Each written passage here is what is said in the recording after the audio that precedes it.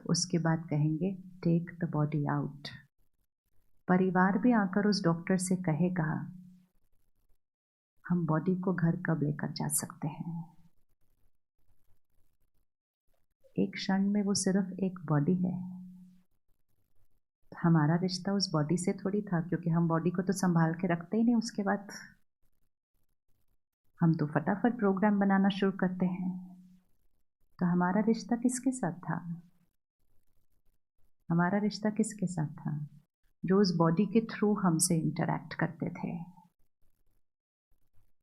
जब हम कहते हैं हम ह्यूमन बीइंग हैं, ह्यूमन बीइंग दो शब्द हैं। ह्यूमन, ह्यूमस, मिट्टी, मिट्टी का बना है, मिट्टी में खत्म हो जाएगा। बीइंग, शक्ति जो इस शरीर को चलाती है, जिसको हम अलग अलग शब्दों से पुकारते हैं। हम उसको बीइंग कह सकते हैं, हम उसको कॉन्शियसनेस कह सकते हैं, हम उसको लाइट, पावर, स्पिरिट, आत्मा, एनर्जी, कोई भी शब्द यूज कर सकते हैं। शब्द इंपॉर्टेंट नहीं है, अंडरस्टैंडिंग इंपॉर्टेंट है। कि मैं शरीर नहीं हूँ, मैं रोल नहीं हूँ, मैं पोजीशन नहीं हूँ, मैं कुछ नहीं हूँ। ये सब कुछ मैंने अक्वायर किया है, और ये सब कुछ बहुत इम्पोर्टेंट है, और मैंने बहुत अक्वायर करना भी है। आपको कोई आकर एक सुंदर सा गिफ्ट देता है, उसका रैपिंग पेपर बहुत प्यारा होता है। आजकल कितने प्यारे प्यारे रैपिंग पेपर होते हैं कि नहीं? तो उसका रैपिंग पेपर इतना प्यारा होता है कि आप रैपिंग पेपर को ही संभाल के रखते हैं। फिर उस पर रिबन्स होती हैं, वो जो बहुत ब्यूटीफुल होती हैं। फिर उस पर एक लेबल होता है, वो भी बहुत फैंसी होता है। और जब आप रैपिंग पेपर को उतारते हैं, रिबन्स को उतारते हैं, लेबल को उतारते हैं, तो सुंदर सा वेलवेट बॉक्स होता है अंदर। और आप उस वेलवेट बॉक्स के लिए शुक्रिया कर देते हैं सामने वाले को। आप कहते हैं कितना प्यारा गिफ्ट दिया, लेकिन आपने गिफ्ट तो देखा ही नहीं। वो गिफ्ट तो उस वेलवेट बॉक्स के अंदर का डायमंड था। वो डायमंड तक तो हम पहुंचे ही नहीं। हम तो वो वेलवेट बॉक्स को ही गिफ्ट समझ लिया, और ऊपर से लगी हुई रिबन्स और रैपिंग पेपर और लेबल से ही हम इतने खुश हो गए कि हम अंदर के डायमंड, हमने सोचा भी नहीं अंदर एक डायमंड भी। हमने सोचा कि डब्बा ही इतना प्यारा, ये मेरा गिफ्ट है।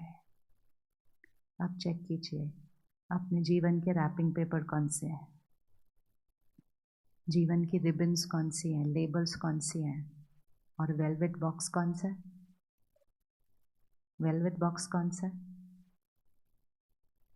बहुत ब्यूटीफुल है, बहुत परफेक्ट है, बहुत अच्छा है, but it's just the box. It's just the box. और ये सब हम इतने प्यारे प्यारे जो कपड़े पहनते हैं इस बॉक्स के ऊपर, ये सब कौन है? इस बॉक्स को कवर करने वाला रैपिंग पेपर। और फिर हमारी roles and positions and designations उस वेलवेट बॉक्स को और भी ब्यूटीफुल बना देती हैं। और हम पूरा जीवन सिर्फ सुंदर wrapping paper, beautiful velvet box और रिबन्स और लेबल के साथ बिता रहे हैं। और उसी को और सुंदर और सुंदर और परफेक्ट और ब्यूटीफुल और इंटरेस्टिंग बना रहे हैं। बहुत इंपॉर्टेंट है, लेकिन वो लाइफ का गिफ्ट नहीं था। गिफ्ट तो उस वेलवेट बॉक्स के अंदर था। क्या ज़रूरी है वो गिफ्ट को जानना, या सिर्फ बॉक्स और रिबन्स ही ठीक ठाक है? अगर हमें याद होता कि मैं वो डायमंड हूँ, मैं वो डब्बा नहीं हूँ, तो आज हम खुशी का टॉपिक डिस्कस करने के लिए यहाँ इकट्ठे ना होते। क्योंकि हम भूल गए मैं डायमंड हूँ। बॉक्स इंटरेस्टिंग तो बहुत है, रिबन्स एंड वेलवेट बॉक्स बहुत इंटरेस्टिंग है, लेकिन उनके पास खुशी नहीं है। ये जो अच्छे अच्छे महंगे महंगे हम रैपिंग पेपर पहनते हैं, क्या हमारी ड्रेस हमें खुशी देती है? क्या हमारी ड्रेस हमें खुशी देती है? हाँ हाँ, जो राइट आंसर लगे वही बोलना, क्योंकि हर आंसर राइट होता है। क्या हमारी ड्रेस खुशी देती है? थोड़े टाइम के लिए देती है, बहुत अच्छा। कितने टाइम के लिए देती है? अच्छा, जब जब पहनते हैं। हाँ जी। अच्छा, फर्स्ट टाइम खुशी देती है, सेकंड टाइम तक क्या हो जाती है वो? अच्छा, तब तक फिनिश्ड, तब तक कम हो जाती है और 4-5 बार पहन ली तो फिर ख़त्म हो जाती है। और क्योंकि 3-4 बार पहनने के बाद वो ख़त्म हो जाती है, फिर मुझे फिर से नई ड्रेस खरीदनी पड़ती है खुश होने के लिए। आज पूरी सृष्टि पर प्रकृति उथल-पुथल सिर्फ इसीलिए कर रही है क्योंकि हम खुशी के लिए हर 3-4 दिन बाद नई ड्रेस खरीदने की सोच रहे हैं। इसी का रीज़न है सिर्फ, मतलब सिर्फ ड्रेस नहीं, कोई भी चीज़ें। हर चीज़ जो हम खरीदते हैं, हर चीज़ जो हम खरीदते हैं, वो प्रकृति की रिसोर्सेज से बनती है। एक ड्रेस बनाने में भी कितना पानी जाता है। तो हर चीज़ जो हम खरीद रहे हैं वो प्रकृति के कितने रिसोर्सेज से बनती है, लेकिन थोड़े दिन के बाद वो चीज़ हमें वो स्टिमुलस, वो एक्साइटमेंट नहीं दे रहा है, तो हम क्या कहने लगते हैं, अब बोर हो गए, अब कुछ और लेना है। क्योंकि वो खुशी नहीं दे रहा था, वो एक्साइटमेंट दे रहा है, और एक्साइटमेंट एक स्टिमुलस है। थोड़े दिन के बाद वो चीज़ वो देना बंद कर देती है, तो हम बोर हो जाते हैं, तो हम और खरीदते हैं। और आजकल क्योंकि हमारे पास पैसा है तो हमारे को खरीदने में कोई प्रॉब्लम नहीं है। तो कोई आपसे पूछे, भैया आपकी अलमारी में इतने कपड़े हैं, अब और क्यों लेने हैं? तो हम एक बहुत सिंपल बात बोलते हैं, हम बोलते हैं I earn, I can afford it, which is true. मैं इतनी मेहनत क्यों करती हूँ, या मैं इतनी मेहनत क्यों करता हूँ, ताकि मेरे पास उतना धन हो कि मैं जो खरीदना चाहूँ मैं खरीद सकता हूँ। वेरी गुड, हम अफोर्ड कर सकते हैं। लेकिन अब वो समय आ गया है अपने आप से पूछने का, क्या ये सृष्टि अफोर्ड कर सकती है? अफोर्ड कर सकती है? यस और नो? नो। तो आपको नहीं लगता हमें थोड़ा सा इस सृष्टि का ध्यान रखना शुरू करना पड़ेगा? साइंटिस्ट पूरी दुनिया से इकट्ठे होते हैं सिर्फ इस बात पर डिस्कस करने के लिए कि इस प्लैनेट के रिसोर्सेज को कैसे बचाना है। लेकिन वो कितना भी प्रयास कर लें, वो इस प्लैनेट के रिसोर्सेज को नहीं बचा पाएंगे जब तक हम अपने जीवन में सादगी नहीं लेकर आएंगे। जब तक हम चीज़ें ज़रूरत के लिए खरीदना ना शुरू करें, बजाय कि खुशी के लिए खरीद रहे हैं। और वो जो हमने कहा कि 4-5 बार पहनने के बाद तक तो खुशी मिलती है, उसको भी चेक कर लेना कि खुशी क्या ड्रेस देती है, खुशी क्या फ़ोन देता है, खुशी क्या कार देती है। अभी अभी आपने एक नई कार खरीदी, आज ही खरीदी, इसी मॉर्निंग, और आप उस कार में बैठे हैं। कार खरीदना बहुत इम्पोर्टेंट है, लेकिन पता होना चाहिए किस चीज़ के लिए खरीद रहे हैं। कार किस चीज़ के लिए खरीदी जाती है? Just to travel. फ़ोन किस चीज़ के लिए खरीदा जाता है? Just to communicate. कपड़े किस चीज़ के लिए खरीदे जाते हैं? Just to cover the body. लेकिन जब हम ये सारी चीज़ें खरीदते हैं जो बहुत इम्पोर्टेंट है, लेकिन किस लिए इम्पोर्टेंट है? हमें फ़िज़िकल कंफर्ट देने के लिए इम्पोर्टेंट है। हमेशा याद रखना है, कोई भी फ़िज़िकल चीज़ सिर्फ फ़िज़िकल कंफर्ट दे सकती है, वो बनी ही फ़िज़िकल कंफर्ट देने के लिए है। अगली बार जब आप फ़ोन खरीदेंगे या कार खरीदेंगे तो उसके साथ एक मैनुअल मिलता है। मैनुअल पे सारी चीज़ें बहुत क्लियरली लिखी होती हैं कि ये फ़ोन क्या-क्या दे सकता है, ये गाड़ी क्या-क्या दे सकती है। किसी भी मैन्युफैक्चरर ने कहीं भी नहीं लिखा हुआ कि ये खुशी देने के लिए बनाई गई है। किसी ने नहीं लिखा कहीं पे भी, क्योंकि वो बनी नहीं है खुशी देने के लिए। वो हमें आराम देने के लिए बनाई गई है।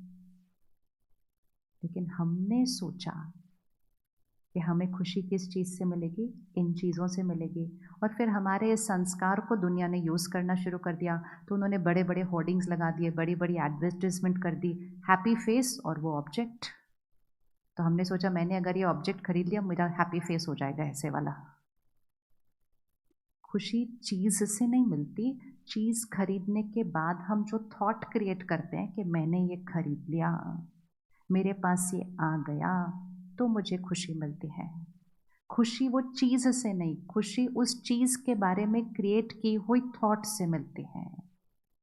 और आपने बहुत मेहनत से पैसे जमा करके आज एक नई गाड़ी खरीदी या नया फ़ोन खरीदा, और आप वो थॉट क्रिएट करके बहुत खुश हैं और इमिजिएटली आपका कोई फ्रेंड आया और कहा ये कौन सा खरीदा है, ये तो मॉडल नया नहीं है। Gone, gone. गाड़ी वहीं खड़ी है, अभी तो बैठे भी नहीं उसमें, लेकिन किसी ने आकर एक लाइन कही जिससे मेरी थॉट चेंज हो गई, और जैसे मेरी थॉट चेंज हो गई मेरी खुशी बदल गई। आपने नई ड्रेस खरीदी, आप बहुत हैप्पी हैं कि मैंने नई खरीदी, अभी मुझे अगली बार पार्टी में जाने के लिए मेरे पास एक नई ड्रेस है। लेकिन तब तक भी आपको अभी तक खुशी नहीं मिल रही जब तक वहाँ 4 लोगों ने कहा नहीं कि आप बहुत अच्छे लग रहे हैं। तो जब ड्रेस खुशी देने वाली थी तो पहन के मिल जानी चाहिए थी ना, नहीं मिली ना अभी भी। अब किस पर डिपेंडेंसी हो गई है? लोगों की। अब लोग कहें, और कई बार कोई कुछ कह ही नहीं रहा होता तो हमारे को अंदर से अनकंफर्टेबल होने लगता है, कोई कह नहीं रहा तो हम लिटरली सीख करना शुरू करते हैं। इस तरह से विजुअलाइज कीजिए, कटोरा लेके खड़े हो जाते हैं हम सड़क पर, डालिए इसके अंदर कुछ, so that I am happy. Appreciate मी, मेरी महिमा करो, मुझे अप्रूव करो, जो मैंने डिसीजन लिया उसको अप्रूव करो। जब तक आप अप्रूव नहीं करोगे आई एम नॉट राइट। और फिर अगर किसी ने आकर कहा आप बहुत अच्छे लग रहे हो, तब कहते हो ठीक, एवरीथिंग इज फाइन। बहुत सूक्ष्म है ये एडिक्शंस, ये स्मोकिंग, अल्कोहल, ये सब एडिक्शंस तो दिखाई देती हैं, ये वाली एडिक्शन नहीं दिखाई देती कि दूसरों से मुझे अप्रूवल मिले, महिमा मिले, उसकी कितनी सूक्ष्म एडिक्शन होती है। और फिर उसी टाइम अगर किसी ने आकर कह दिया ये तो आप पे बिल्कुल अच्छा नहीं लग रहा, ये कलर आपके लिए नहीं है, अगली बार ध्यान से खरीदना, सब खत्म। ऐसे खड़े हैं और हमने सोचा कि वो ड्रेस खुशी देती है, वो ड्रेस सिर्फ शरीर को ढकने के लिए बनी है, उसके अलावा वो कुछ नहीं कर सकती। और तो क्लैरिटी कि खुशी चीज़ों में नहीं, चीज़ों से फिज़िकल कंफर्ट मिलता है, क्योंकि फिज़िकल कंफर्ट के लिए ही वो डिज़ाइन की गई है और फिज़िकल कंफर्ट बहुत इम्पोर्टेंट है। लेकिन जब हम खरीद रहे हैं हमें क्लैरिटी होनी चाहिए, हम फिज़िकल कंफर्ट खरीदने जा रहे हैं, नॉट कि हम हैप्पीनेस खरीदने जा रहे हैं। फिर हमने सोचा खुशी हमें हमारे काम से मिलती है। तो पिछले 25-30 साल से तो हम इतना काम कर रहे हैं, इतना काम कर रहे हैं, इतना काम कर रहे हैं कि हमने आराम करना बंद कर दिया है। तो इतना काम करने के बाद पिछले 25 सालों के अंदर खुशी तो कई गुना बढ़ जानी चाहिए थी, क्योंकि खुशी तो हमें हमारे काम से मिलती है, खुशी हमारे हमारे प्रोग्रेस से मिलती है। लेकिन 25 सालों में खुशी क्या हो गई? क्या हुई? बढ़ी। पिछले 25 सालों में खुशी बढ़ी, पिछले 25 सालों में कंफर्ट्स बढ़े। 25 साल पहले घर में देखो क्या होता था और अब क्या है। ऐसे लगता है कि हम 25-30 साल पहले जीते कैसे थे, क्योंकि इनमें से मेजॉरिटी चीज़ें हमारे पास नहीं थी। हम में से मेजॉरिटी उस युग को बिलोंग करते हैं जहाँ पहला टीवी आया, पहला फ्रिज आया, पहला अवन आया, पहली गैस आई, पहला फ़ोन आया, सब कुछ पहला। कौन कौन है वो पहला वाला सारे? देखो, अब वो अभी के बच्चे हमारी तरफ देखेंगे और बोलेंगे आप जीते कैसे थे इन सब चीज़ों के बिना। लेकिन इन सारी चीज़ों ने हमारी लाइफ को कंफर्टेबल किया। इतना कंफर्टेबल लाइफ होने के बाद भी हैप्पी होना चाहिए था ना, कि इतनी लाइफ कंफर्टेबल हो गई थी। हमने तो कह दिया स्ट्रेस इज नॉर्मल, और आज तो अब स्ट्रेस की भी बात नहीं होती है, क्योंकि स्ट्रेस तो एक्सेप्ट हो गया। आज हम डिप्रेशन की बात करते हैं। जब चीज़ें इतनी कम थी, साधन इतने कम थे, घर इतने छोटे थे, गाड़ियाँ नहीं थी, बड़े बड़े परिवार एक घर में रहते थे। आज हम डिवोर्स की बात करते हैं, अलग रह रहे हैं तो भी नहीं इकट्ठे रह पा रहे हैं। तो आज हम डिवोर्स की बात करते हैं, आज हम कैंसर और डायबिटीज़ की बात करते हैं। तो 25 सालों में इतना काम किया, इतना काम किया, इतनी मेहनत की, इतना धन कमाया, ये उसका रिजल्ट है। ये उसका रिजल्ट है कि जो चीज़ें 30 साल पहले रेयरली कभी कहीं किसी की सुनने को मिलती थी, आज नॉर्मल में बोल दिया उसको। तो कहाँ कौन सी गलती हुई है? क्या लगता है कौन सी गलती हुई है? क्योंकि नाउ इट्स नॉट अबाउट पिछले 25-30 साल हमने क्या किया, वो तो ओवर हो गया है टाइम। इम्पोर्टेंट है अब क्या करना है, क्योंकि अगर आज भी कुछ करेक्शन नहीं किया तो अगले 2-3 सालों में हमने डिप्रेशन को नॉर्मल बोलना शुरू कर देना है। मुझे नहीं पता कि आपके शहर में कैसा है, लेकिन दिल्ली जहाँ से मैं आती हूँ वो ऑलरेडी नॉर्मल बोलते हैं वहाँ पर। बहुत आराम से कॉलेज के स्टूडेंट्स बोलते हैं I have to go and see my psychologist today. No problem, आम बात है, आम बात हो गई है। सब्सटेंस अब्यूज लेना आम बात हो चुकी है। और अब तो इन शहरों में हम ये देख रहे हैं कि जो बच्चे इन चीज़ों की तरफ नहीं हैं, स्कूल में भी जो बच्चे इन चीज़ों की तरफ नहीं हैं उनको डिप्रेशन हो रहा है, क्योंकि मेजॉरिटी उस तरफ हैं तो वो बच्चे बहुत सिंगल आउट हो रहे हैं। मतलब इस समय सही पे चलने में प्रॉब्लम हो रही है, क्योंकि मेजॉरिटी दूसरी साइड पर है तो वो आपको सिंगल आउट कर देते हैं, वो आपको लेफ्ट आउट फील कराते हैं।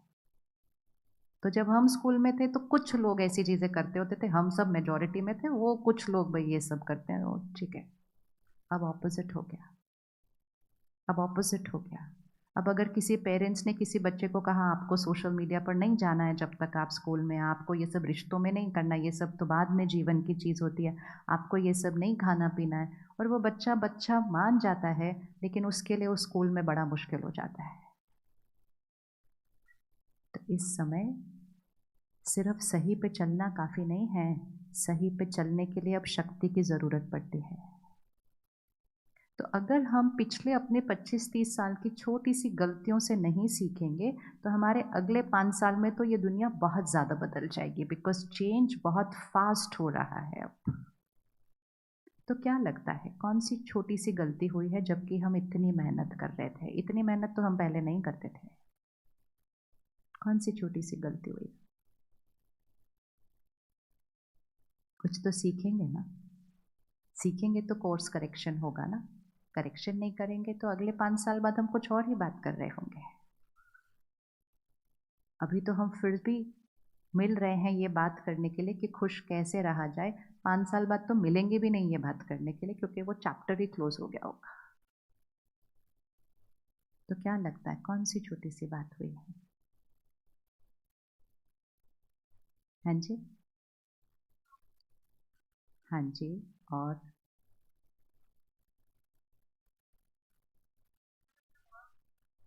हाँ जी, मैं से बाहर नहीं निकले।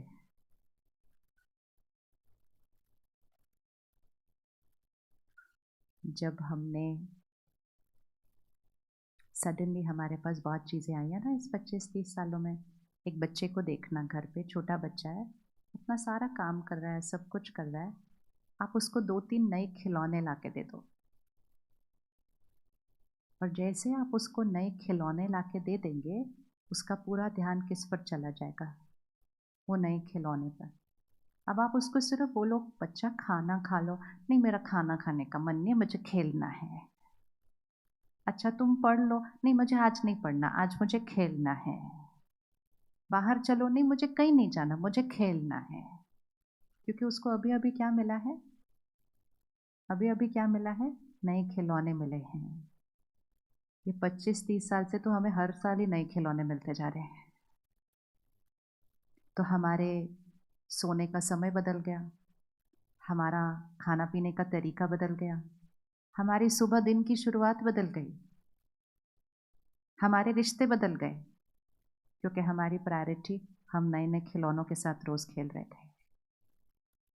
और ये सब कुछ करते करते हमने अपना ध्यान रखना बंद कर दिया, क्योंकि जितना धन आता गया उतना वेलवेट बॉक्स को और महंगा बनाते गए, रिबन्स और रैपिंग पेपर और ब्यूटीफुल होते गए, और फिर एक और रेस लगी कंपटीशन की कि मेरा वेलवेट बॉक्स और मेरा रैपिंग पेपर आपसे बेटर।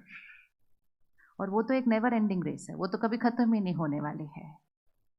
और फिर इतना हम कर ही रहे थे कि सोशल मीडिया आ गया, तो अब तक तो हमारा कंपैरिजन कितने दायरे में था, इतने ही दायरे में था जो लोग दिखाई देते थे। अब सोशल मीडिया आ गया तो हमारा कंपैरिजन का दायरा कहाँ तक चला गया, अननोन लोगों तक चला गया। और हम अपनी पूरी जीवन ऐसे बिता सकते हैं। और इसका सिर्फ एक ही कारण है कि हम इतना सिर्फ बाहर पर फोकस कर रहे थे, जो कि बहुत इम्पोर्टेंट था, लेकिन हमें सिर्फ सीखना था कि बाहर की चीज़ों का ध्यान रखते हुए खुद का ध्यान भी साथ में रखना है। क्योंकि बाहर जो चीज़ें आई वो बहुत सारी ऐसी चीज़ें थी जो खुद की शक्ति को घटाने वाली थी। फ़ोन आया, बहुत ही यूज़फुल चीज़ है। आज तो उसके बिना हम अपनी जीवन ही नहीं इमेजिन कर पाते हैं।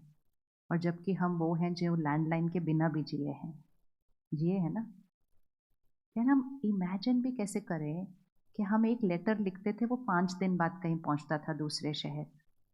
आप यहाँ आए, यहाँ से आप गए बॉम्बे वापस, फिर आप लेटर लिखते थे, हम पहुंच गए। पहले आप पहुंचने में 2 दिन लगाए, फिर वो लेटर पहुंचने में 5 दिन लगाए। मतलब आपके परिवार को 7 दिन के बाद पता चलता था कि आप पहुंच गए, और तो भी स्ट्रेस शब्द नहीं था। बताओ, यहाँ फ्लाइट लैंड हो रही होती है, अभी वो एयर होस्टेस बोलती है भाई फ़ोन ऑन नहीं करना है, अभी हम ऐसे ऐसे होने लगते हैं। और अगर हमने पहुंचते ही लैंडेड नहीं लिखा तो वो घर बैठे वाले ऐसे ऐसे होने लगते हैं। तो हम अपने आप से पूछे, हम वही हैं जिनको 7 दिन बाद पता चलता था कि सामने वाला लैंडेड है, और आज हमें 2 घंटे के बाद 5 मिनट ऊपर हो गए तो हम बोलते लिखा क्यों नहीं, लिखा क्यों नहीं, मैसेज पहुंचा क्यों नहीं, पहुंचा तो रिप्लाई किया क्यों नहीं, ब्लू टिक आया कि क्यों नहीं आया। कितना स्ट्रेस। तो हम वो लास्ट जनरेशन है, और हमारी ये मॉरल रिस्पॉन्सिबिलिटी बनती है कि हम वो पेशेंस, वो पावर, वो धैर्यता, वो सहन शक्ति जो हमारे पास थी उसको वापस ले आए, और इन खिलौनों के साथ वो शक्ति भी अपने बच्चों को दें। क्योंकि हमारे पास तो शक्ति भी थी और खिलौने भी आए। राइट है कि नहीं बात? हमारे पास वो शक्तियां भी थी, वो संस्कार भी थे, और ये खिलौने भी आ गए, तो हम तो दोनों के साथ खेल रहे हैं पिछले 25 साल से। लेकिन फिर भी हमारे पास बहुत कुछ है। ये इनका क्या होगा जिनको हम सिर्फ खिलौने दे रहे हैं और शक्ति नहीं? इनका क्या होगा जो 2-3 साल की एज में प्लेट के साथ फोन रखकर खाना खाते हैं? And we are calling our self a successful generation. ये सफलता है क्योंकि हमने ज़्यादा कमा लिया और हमने बड़े बड़े बॉक्सेस और बड़े बड़े रैपिंग पेपर कर लिए। ये सक्सेस होती है? नहीं होती। तो समय आया है कि सब कुछ जो ये नया नया आया, जो हम बच्चों को दे रहे हैं, उसके साथ जो हमारा पुराना था, जिसमें हमारी संस्कृति है और हमारे संस्कार हैं, और जिससे मैं आत्मा शक्तिशाली बनती हूँ, ये हमें उनको देना है। अगर हमने उनको नहीं दिया, सृष्टि के रिसोर्सेज तो पता ही हैं किस रिस्क पर हैं, लेकिन ह्यूमन जनरेशन ही बहुत बड़ी रिस्क पर है। आप इमेजिन करेंगे जब डिप्रेशन को नॉर्मल हो जाएगा तो सड़क पर चलते हुए के चेहरे कैसे दिखाई देंगे आपको? तो क्या करना चाहिए अब? क्या लगता है? आप रेडी हैं कुछ चेंज क्रिएट करने के लिए? रेडी हैं कुछ चेंज क्रिएट करने के लिए? कौन कौन रेडी है चेंज क्रिएट करने? आपके पास टाइम है? आपके पास टाइम है? टाइम है, क्योंकि हम इतना भाग रहे हैं कि अगर किसी को कहो बैठ जाओ तो उनको लगता है ऐसे बैठना is a waste of time, क्योंकि भागने की आदत पड़ गई। पहले फिजिकली भाग रहे थे, अब मन भागता है। ओवर थिंकिंग, भागता ही रहता है, अंदर एक शोर मचता रहता है सारा दिन। मन सोचना ही बंद नहीं करता है। बात इतनी सी होती है, सोचता इतना ज़्यादा है उसके बारे में। तो इसलिए सब कुछ का ध्यान रखते हुए, इन सारी टेक्नोलॉजीज़ को यूज़ करते हुए, आने वाले समय में तो ये खिलौने और कई गुना बढ़ जाएंगे। और अगर हमें इन खिलौनों का बेस्ट बेनिफिट लेना है, लेकिन अपनी शक्ति को नहीं घटाना है, तो इन सारी टेक्नोलॉजीज़ और सारे साधनों को यूज़ करते हुए साथ साथ हमें अपनी शक्ति को बढ़ाना होगा।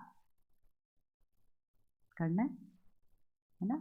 ऐसे सक्सेस का फ़ायदा नहीं है जहाँ बीमारियाँ बढ़ रही हैं, रिश्ते टूट रहे हैं, लोग अलग हो रहे हैं। इसको सफलता नहीं कहते, इसको अपने सिस्टम का कोलैप्स कहते हैं। कोलैप्स कहते हैं। आजकल हमारे पास जो कपल्स आते हैं ना, 5-6 साल तक एक अच्छे रीज़न लेकर आते थे अलग होने के लिए। तो जब कोई रीज़न लेकर आए तो रीज़न पर बात भी हो सकती है, रीज़न पर बात होती है तो सोल्यूशन भी निकल आता है। आजकल रीज़न ही नहीं लेके आते एंड ऐसे बैठते हैं, no we decided to separate. अच्छा, क्या हुआ? कहते कुछ नहीं हुआ। तो फिर अलग क्यों होना है? बस don't feel like. So then we ask them, why don't you feel like? Because I'm not getting anything from this person. मुझे इनसे कुछ नहीं मिल रहा है, तो मुझे इतना एडजस्ट करने की, झुकने की क्या ज़रूरत है? हम अकेले ही ठीक हैं। कई देशों की ये संस्कृति है और हमने सिर्फ छोटी सी गलती ये की, अपने संस्कार और संस्कृति छोड़कर कहीं और की संस्कृति से प्रभावित होकर उसको अपना स्टेटस सिंबल बनाकर धीरे धीरे उसको अपना जीवन जीने का तरीका अपना लिया। लेकिन मूल रूप से तो हमारी संस्कृति कुछ और है, तो हमारे अंदर एक कॉन्फ्लिक्ट चलता रहता है।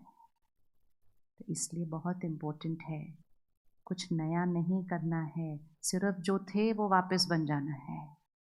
नथिंग न्यू, हमारे लिए वो नथिंग न्यू है, लेकिन जो अगली जनरेशन है उनके लिए तो बिल्कुल न्यू होने वाला है, अगर हमने घर में वो संस्कार अभी नहीं लाए तो। इतने सालों से हम बच्चों को वो दे रहे हैं जो हमें नहीं मिला था। अब समय आ गया है कि वो बच्चों को वो दें जो हमें मिला था, शक्ति। शक्ति।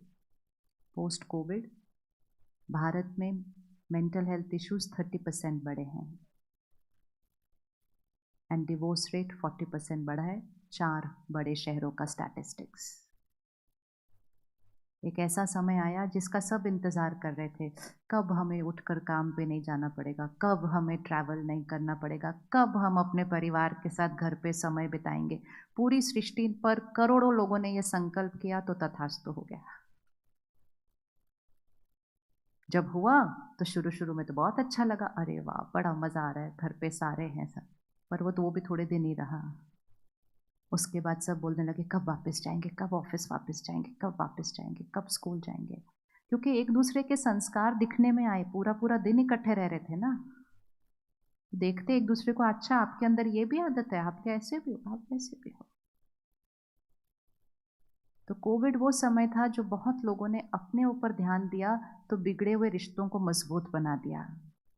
और कोविड वो भी समय था जिन्होंने अपने पर ध्यान नहीं दिया तो घर में रहकर अलग होने का निर्णय ले लिया। इट ऑल डिपेंड्स ऑन हम ध्यान किसका कर रहे हैं। इट डजेंट डिपेंड ऑन हम इकट्ठे रह रहे हैं या दूर, it doesn't depend on that, it depends on हम अपना ध्यान कितना रख रहे हैं। तो हमें कुछ नहीं करना है, हमें सिर्फ जो हम बचपन में करते थे उसमें से कुछ चीज़ों को वापस लेकर आना है। वो चीज़ें हैं जो आत्मा की शक्ति को क्या करती हैं, बढ़ाती हैं। सबसे पहले डिसीजन, क्या आप इस डायमंड का ध्यान रखने के लिए हर रोज़ थोड़ा सा समय निकालने के लिए रेडी हैं? देखो इस वेलवेट बॉक्स का ध्यान रखने के लिए हम कितने घंटे निकालते हैं हर रोज़, कितने घंटे। एक्चुअली तो देखा जाए तो सारा टाइम इस वेलवेट बॉक्स का ही ध्यान रख रहे हैं, सोते हैं तो भी इसके लिए, खाते हैं तो भी इसके लिए, काम करके कमाते हैं तो भी इसके लिए करते हैं। तो अगर इस बॉक्स के लिए हम 23 घंटे लगा सकते हैं तो हमें इस डायमंड के लिए आधा पौना घंटा निकालना चाहिए या नहीं निकालना चाहिए? और इसका इतना ध्यान रखने के बाद भी आप देख रहे हैं ना, आज चारों तरफ अचानक अचानक कुछ कुछ हो रहा है। यस और नो? अचानक। हमेशा शरीर का ध्यान रखा था, हमेशा राइट खाया था, हमेशा एक्सरसाइज की थी, हमेशा सब कुछ किया था, और सडनली अचानक। और तब डॉक्टर कहता है स्ट्रेस। इसका मतलब जब तक डायमंड का ध्यान नहीं रखेंगे तो डब्बा भी हेल्दी नहीं रहने वाला है, क्योंकि संकल्प से सृष्टि बनती है। संकल्प से सृष्टि बनती है, मतलब मेरे संकल्प से मेरा मानसिक स्वास्थ्य बनता है, मेरे संकल्प से मेरी फिजिकल हेल्थ पर असर पड़ता है, मेरे संकल्प से रिश्ते बनते हैं, मेरे संकल्प से मेरा काम होता है, मेरे संकल्प से वातावरण एनवायरनमेंट बनता है, संकल्प से सृष्टि बनती है। और संकल्प का ध्यान नहीं रख रहा है, विच मीन्स मेरी सोच, वो सोच तो यहाँ क्रिएट होती है ना, उसका ध्यान नहीं रख रहे। हम पूरी सृष्टि को ठीक करने की कोशिश कर रहे हैं, हम संसार को बदलने की कोशिश कर रहे हैं। हमने सोचा संसार परफेक्ट हो जाएगा तो हम हैप्पी होंगे। संसार परफेक्ट होगा तो हम हैप्पी होंगे, या हम हैप्पी होंगे तब संसार परफेक्ट होगा? इक्वेशन क्या है? इक्वेशन क्या है? हम हैप्पी होंगे तो संसार परफेक्ट होगा, या संसार परफेक्ट होगा तो हम हैप्पी होंगे? इक्वेशन क्या है? हम हैप्पी होंगे। बस सिर्फ ये सारी इक्वेशंस जो आज यहाँ रिवाइज किए ना, बाहर जाके भी इनको याद रखना। ये चीज़ों से खुशी नहीं आती है। सृष्टि परफेक्ट होगी, रिश्ते परफेक्ट होंगे, then I will be happy? नहीं। जब हम अपने आप को शक्तिशाली बनाएंगे तो सृष्टि की हर एस्पेक्ट ठीक होने लग जाएगी। तो इस डायमंड का ध्यान रखना, आत्मा का ध्यान रखना, आत्मा को शक्तिशाली बनाना शुरू करना है। अगर हमने ये नहीं किया तो आने वाले कुछ सालों के अंदर, कुछ साल मतलब 25 साल नहीं, ये कुछ साल तो अब 2-3 साल में होने लगेगा, मेंटल हेल्थ इशू बढ़ेंगे, फिजिकल हेल्थ इश्यूज बढ़ेंगे, रिलेशनशिप ब्रेकडाउन बढ़ेगा, और एनवायरनमेंट का तो हम पता नहीं क्या करेंगे। तो इसलिए जब भाग रहे होते हैं ना एक दिशा में, तो कभी कभी रुक के चेक करना चाहिए राइट रोड पे भाग रहे थे कि नहीं। लेकिन हम चेक पता क्यों नहीं करते? क्योंकि सभी लोग उस रोड पे भाग रहे थे, तो हमें लगता है सभी जा रहे हैं तो सही जगह जा रहे होंगे। राइट और रॉन्ग? एक संस्कार है जो इस समय क्रिएट करने की ज़रूरत है। सभी जो कर रहे हैं वो ज़रूरी नहीं है कि सही है। What everyone is doing is not necessary right. अब वो समय चला गया कि मेजॉरिटी क्या कहते हैं, ज़रूरी नहीं है कि मेजॉरिटी जो कह रहे हैं वो राइट कह रहे हैं। अब उस संस्कार की ज़रूरत है कि आप सही पर खड़े होंगे, और अगर आप अकेले भी खड़े हैं और पूरी दुनिया दूसरी तरफ, तो अकेले खड़े होने की हिम्मत रखिए, सही पर खड़े रखिए, क्योंकि जब तक आप वो नहीं करेंगे आपके बच्चों के पास वो वाली शक्ति नहीं आ सकती कि वो पीयर प्रेशर को फेस कर सके। पॉसिबल नहीं है। इस समय तो अगर लोग आपको कहें कि आप बहुत अजीब हो, आप बहुत ओल्ड फैशन हो, आप बहुत बोरिंग हो, तो समझ लेना कि आप कुछ सही कर रहे हैं। आप कुछ सही कर रहे हैं, तब लोग आपको इस तरह से कह रहे हैं। वो समय चला गया कि सब लोग क्या करते हैं, सब लोग क्या खाते हैं, सब लोग क्या पहनते हैं, सब लोग कहाँ जाते हैं, वो राइट है। Over, that era is over. तो सबसे पहली चीज़, इस डायमंड का ध्यान रखने के लिए समय अलॉट करें अपने सारा दिन के अंदर। ये सिर्फ चाहने से नहीं होता, इसके लिए थोड़ा सा ध्यान रखना पड़ता है। ये बीज है, इस बीज से इस जीवन रूपी वृक्ष का निर्माण होता है, और फिर उस वृक्ष पे फल और फूल निकलते हैं। लेकिन वो फल और फूल इस बीज की स्थिति के ऊपर डिपेंडेंट है। अगर सीड हेल्दी नहीं तो वो फल और फूल इधर उधर कुछ ना कुछ मुरझाते रहते हैं। हम पूरे वृक्ष पर मेहनत करते हैं, लेकिन हमें सुबह सिर्फ थोड़ा सा टाइम निकाल कर बीज को पानी देना था। Water the seed of your life, it's here. सुबह दिन की शुरुआत किससे होनी चाहिए? सुबह दिन की शुरुआत किससे होनी चाहिए? हम में से कौन कौन सुबह उठते ही फोन देखते हैं? हाथ उठाइए प्यार से। और रात को सोने से पहले भी फोन देखते हैं? आपको याद है? अब तो कोई नहीं पूछता एक दूसरे से, पर पहले पूछा करते थे, सुबह सुबह किसका चेहरा देखा था?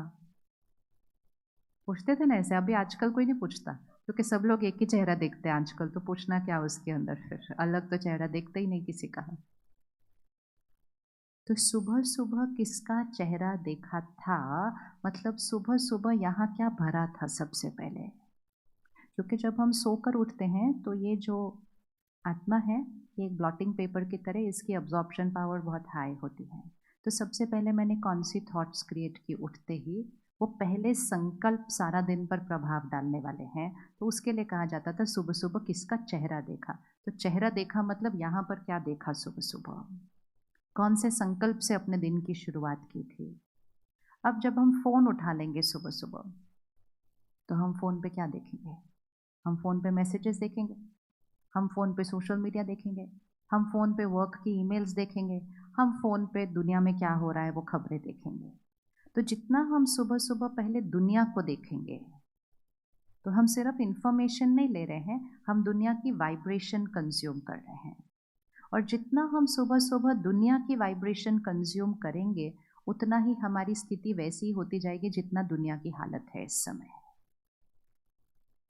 द फर्स्ट 1 आवर, सुबह का 1 घंटा बहुत इंपॉर्टेंट होता है इस ब्लॉटिंग पेपर के लिए। 1 घंटे के बाद ये ब्लॉटिंग पेपर थोड़ा सा सैचुरेट होने लग जाता है।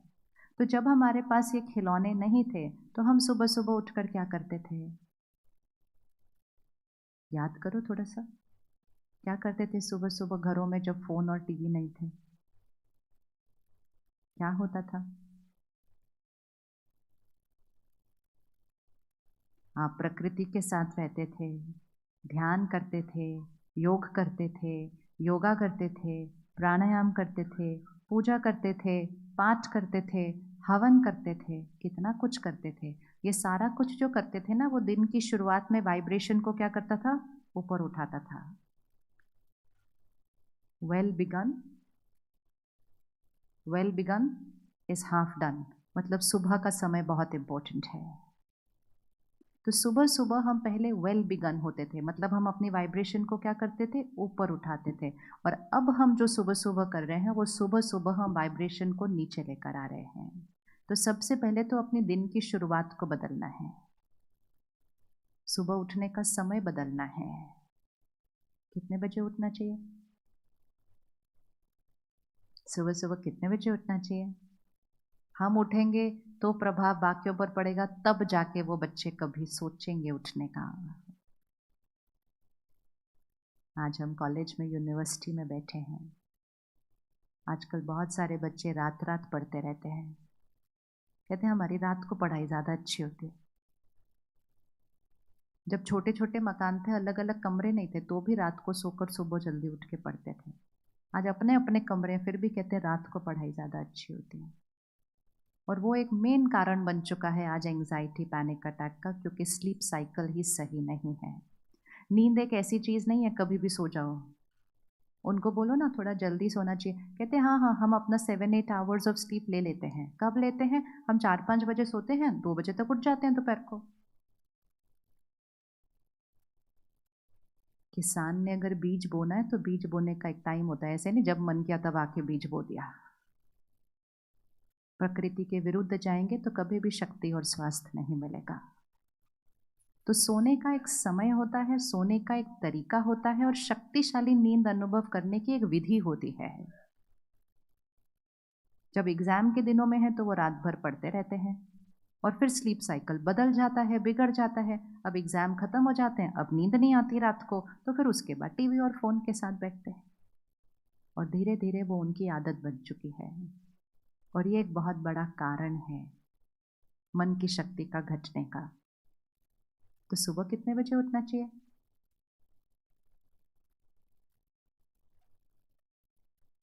आज विदेश से लोग आते हैं हमारे देश में वर्कशॉप कराने के लिए, और उसको कहते हैं द 5 AM लीडरशिप क्लब। मतलब अगर आपको लीडरशिप क्वालिटी क्रिएट करनी है, तो आप सुबह 5 बजे उठिए, उसके लिए वर्कशॉप कीजिए। हमारे पास हजारों सालों से ये बात पता है कि 4 से 5 बजे का समय ब्रह्म मुहूर्त होता है, अमृत वेला होता है। वो समय हाईएस्ट वाइब्रेशन होती है। उस समय मेजॉरिटी मन सोए हुए होते हैं, और जो जग जाते हैं वो सिर्फ परमात्मा को याद कर रहे होते हैं। तो हवा में क्या होता है उस समय? हवा में क्या होता है उस समय? हवा में प्योरिटी होती है, हवा में पॉजिटिविटी होती है। और उस प्योरिटी के समय जो उठेगा, उसकी वाइब्रेशन तो सिर्फ उठने की वजह से ऊपर उठ जाएगी।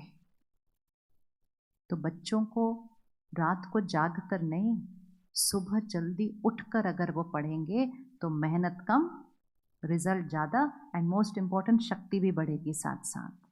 आपको अगर कोई काम करना है अपने ऑफिस का, उसको रात को देर से करने की बजाय टाइम पर सोकर सुबह जल्दी उठकर करेंगे तो उसमें नवीनता होगी। जो काम को आधा घंटा लगेगा वो सुबह आपको 5 मिनट में आइडिया आ जाएगा कि क्या करना है।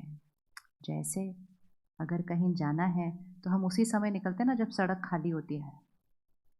जितना जितना सड़क पर ट्रैफिक बढ़ता जाएगा तो जर्नी तो वही है, लेकिन जर्नी का एक्सपीरियंस, टाइम लगना, सब कुछ चेंज हो जाएगा। तो सुबह का 4 से 5 बजे का जो समय है, हवा में ट्रैफिक खाली होता है, वाइब्रेशंस बहुत पीसफुल होती हैं, परमात्मा को याद करना, उधर पहुंच जाना बहुत सहज हो जाता है, और अपने आप से कनेक्ट करके नवीन आइडियाज़ लेकर आना ये भी बहुत सहज हो जाता है। Highway is clean and clear. लेकिन जैसे जैसे 6 बजेंगे, 7 बजेंगे, 8 बजेंगे, ट्रैफिक क्या होने लग जाता है? काम वही कर रहे हैं, पढ़ाई वही कर रहे हैं, लेकिन बहुत सारे शोर में कर रहे हैं, क्योंकि संकल्पों का शोर शुरू हो जाता है। तो सुबह उठने का समय और उसके लिए रात को सोने का समय, 10 से 2 बजे का जो समय है, वो सबसे हाईएस्ट वाइब्रेशन समय है हीलिंग के लिए, माइंड और बॉडी की हीलिंग के लिए। 10 से 2 के ये 4 घंटे बहुत इंपॉर्टेंट होते हैं। अगर हम 10 बजे की जगह 11 बजे सोते हैं, हम 1 घंटा खो देते हैं। अगर हम 12 बजे सोते हैं तो हम 2 घंटे खो देते हैं। तो अगर हमें गहरी नींद एक्सपीरियंस करनी है, कम सोकर शक्ति बनानी है, सोने में ज़्यादा टाइम वेस्ट नहीं करना है। आजकल हम बहुत ज़्यादा टाइम वेस्ट करते हैं ज़्यादा सोने में, क्योंकि गलत जीवन शैली की वजह से ज़्यादा सोना पड़ता है, और ज़्यादा सोने के बाद भी सुबह उठकर फ्रेश नहीं दिखाई देते। किस किस का सुबह उठकर सोने का मन करता है? और मन करता है ना, और 5 मिनट और 5 मिनट और 5 मिनट। ये साइन है कि इतने घंटे सोने के बाद भी एनर्जाइजिंग नहीं हुई है, तो और सोने का मन करता है।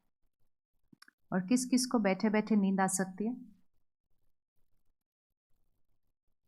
चेक करना अगली बार, बस में, ट्रेन में, फ्लाइट में, कोई इधर गिरता है, कोई इधर गिरता है।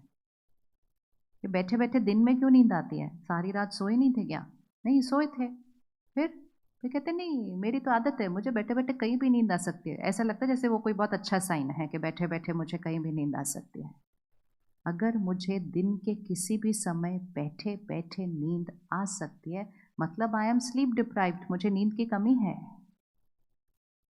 लेकिन रोज सोने के बावजूद नींद की कमी क्यों है? क्योंकि गहरी नींद नहीं सोते हैं। और गहरी नींद नहीं सो रहे क्योंकि जो सारा दिन में यहाँ शोर चल रहा है वो रात को भी चल रहा होता है। तो इसलिए सोने की एक विधि है और सोने का एक समय है। 10 से 2 का समय हाईएस्ट एनर्जाइजिंग समय है माइंड और बॉडी के लिए। लेकिन 10 बजे गहरी नींद सोने के लिए हमें अपना भोजन रात का जल्दी खाना होगा।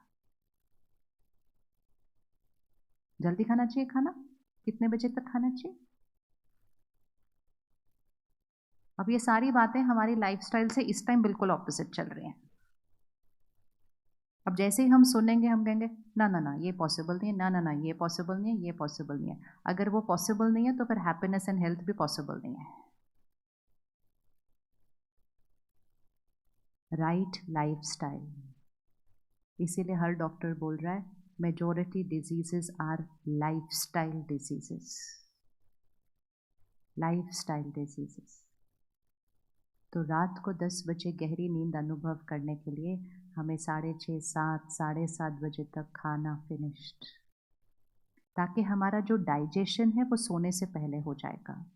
तो हमें ज़्यादा नहीं सोना पड़ेगा डाइजेशन करने के लिए। हम नींद में क्यों डाइजेशन करें? हम जागते जागते डाइजेशन पूरा करके सोएंगे, 2-2 घंटा हम एक्स्ट्रा सोएं उसके लिए। और उसके लिए रात का खाना लाइट और जल्दी ही। फिर एक है पेट जो खाता है और एक है मन जो सारा दिन भरता रहता है अपने अंदर। तो जल्दी खा तो लिया, लेकिन उसके बाद ध्यान रखना है कि सोने से पहले हम फ़ोन और टीवी से अपने मन के अंदर क्या भरते हैं। क्योंकि हम पूरा दिन का काम करके आए हैं तो हमें लगता है अब ये मेरा रिलैक्स करने का टाइम है। तो रिलैक्स हम किसके सामने करते हैं आजकल? सिर्फ चेक करना आज साक्षी होकर, वो टीवी पे कुछ भी ऐसा आ रहा है जो हमें रिलैक्स कर सकता है? हमारा रिलैक्स की डेफिनेशन ये हो चुकी है कि ये जो मन का शोर है ये चुप हो जाए और मेरा मन ये टीवी ऐसा कैप्चर करके रख ले। जैसे ही टीवी बंद होगा यहाँ का शोर फिर से शुरू हो जाएगा। तो वो एक रिलैक्सेशन नहीं, वो एक डिस्ट्रैक्शन है।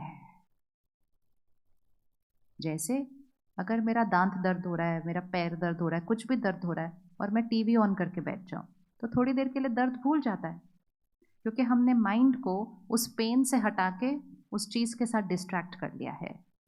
लेकिन क्या उतनी देर में वो दर्द ठीक हो रहा है? नहीं, उस 2 घंटे के बाद तक वो घाव बढ़ गया होगा।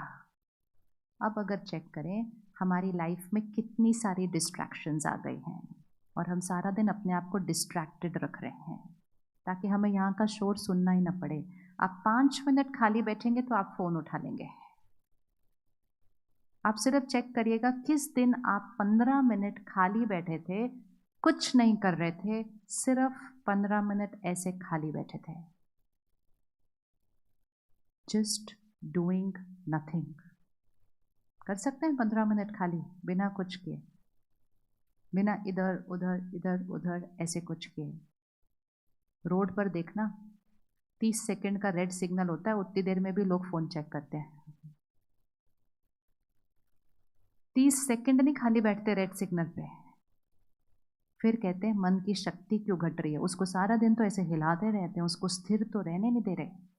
और फिर कह रहे हैं आज के बच्चे इतने हाइपर क्यों हो गए। हाइपर पेरेंट्स के बच्चे कैसे होंगे? हाइपर पेरेंट्स के बच्चे कैसे होंगे? हाइपर पेरेंट्स के बच्चे ओवर हाइपर होंगे, क्योंकि जब वो हमारे गर्भ में थे हम तब हाइपर थे। तो वो तो बचपन से ही वो संस्कार लेकर आ रहे हैं, उनकी तो कोई गलती भी नहीं है।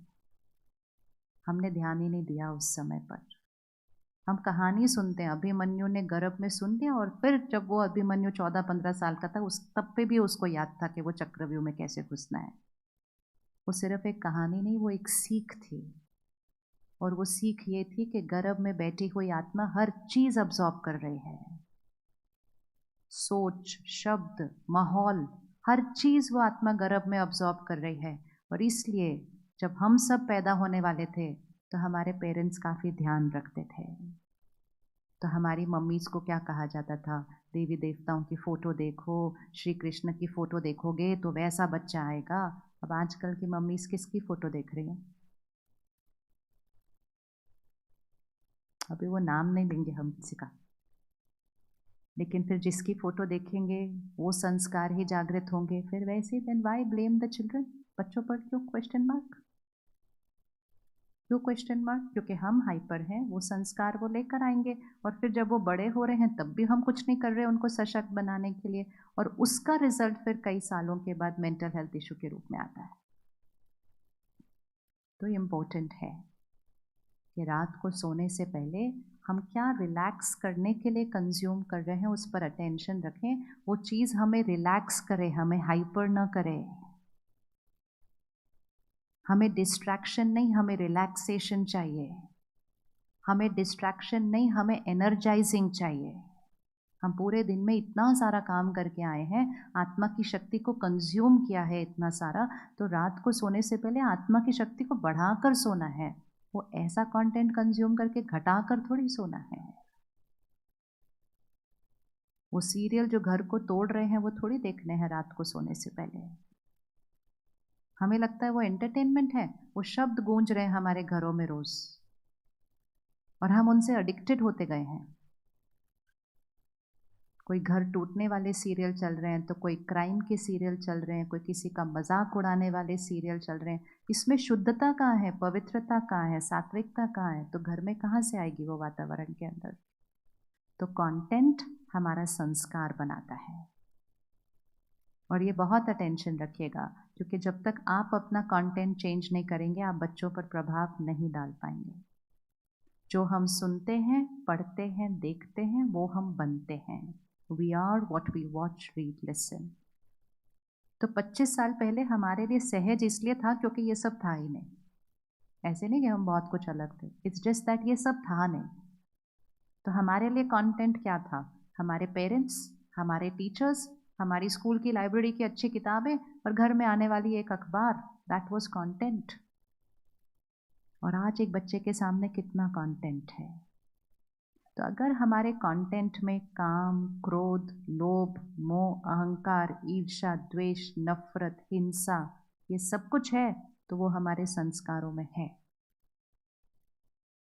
तो क्या हम अपने कंटेंट का व्रत कर सकते हैं? थोड़ा कर सकते हैं, नहीं कर सकते? कर सकते हैं। कौन रेडी है करने के लिए? अगली बार आप जो सुनेंगे, पढ़ेंगे, देखेंगे, सिर्फ चेक करना इसकी वाइब्रेशन क्या है, और सिर्फ अपने को याद दिलाना ये जो हम कंज्यूम कर रहे हैं ये हमारे संस्कार बन रहे हैं। कंटेंट इज इक्वल टू संस्कार, संस्कार इज इक्वल टू कर्म, कर्म इज इक्वल टू भाग्य। तो कंटेंट से सीधा डेस्टिनी बनती है। कंटेंट एंटरटेनमेंट नहीं, डेस्टिनी है, भाग्य है। उसको टाइम पास समझ के कंज्यूम नहीं करना, संस्कार बन रहे हैं और संस्कार से भाग्य बन रहा है। तो दिन की शुरुआत और दिन का अंत, एटलीस्ट ये दो टाइम पे कंटेंट का ध्यान रखिएगा, क्योंकि इस दो समय पर जो कंटेंट कंज्यूम किया वो यहाँ नहीं, वो डीप डाउन जाएगा, डीप डाउन जाएगा सबकॉन्शियस के अंदर। लेकिन हम रात को सोने से पहले टीवी देख रहे होते हैं, फिर इतना सब देख के फिर दुनिया की खबरें देखते हैं रात को सोने से पहले, और सब कुछ देखने के बाद जब बेड पर अपने आते हैं फिर अपना फ़ोन देखते हैं और फिर सो जाते हैं। तो फिर शरीर सोता है, मन के अंदर शोर होता है।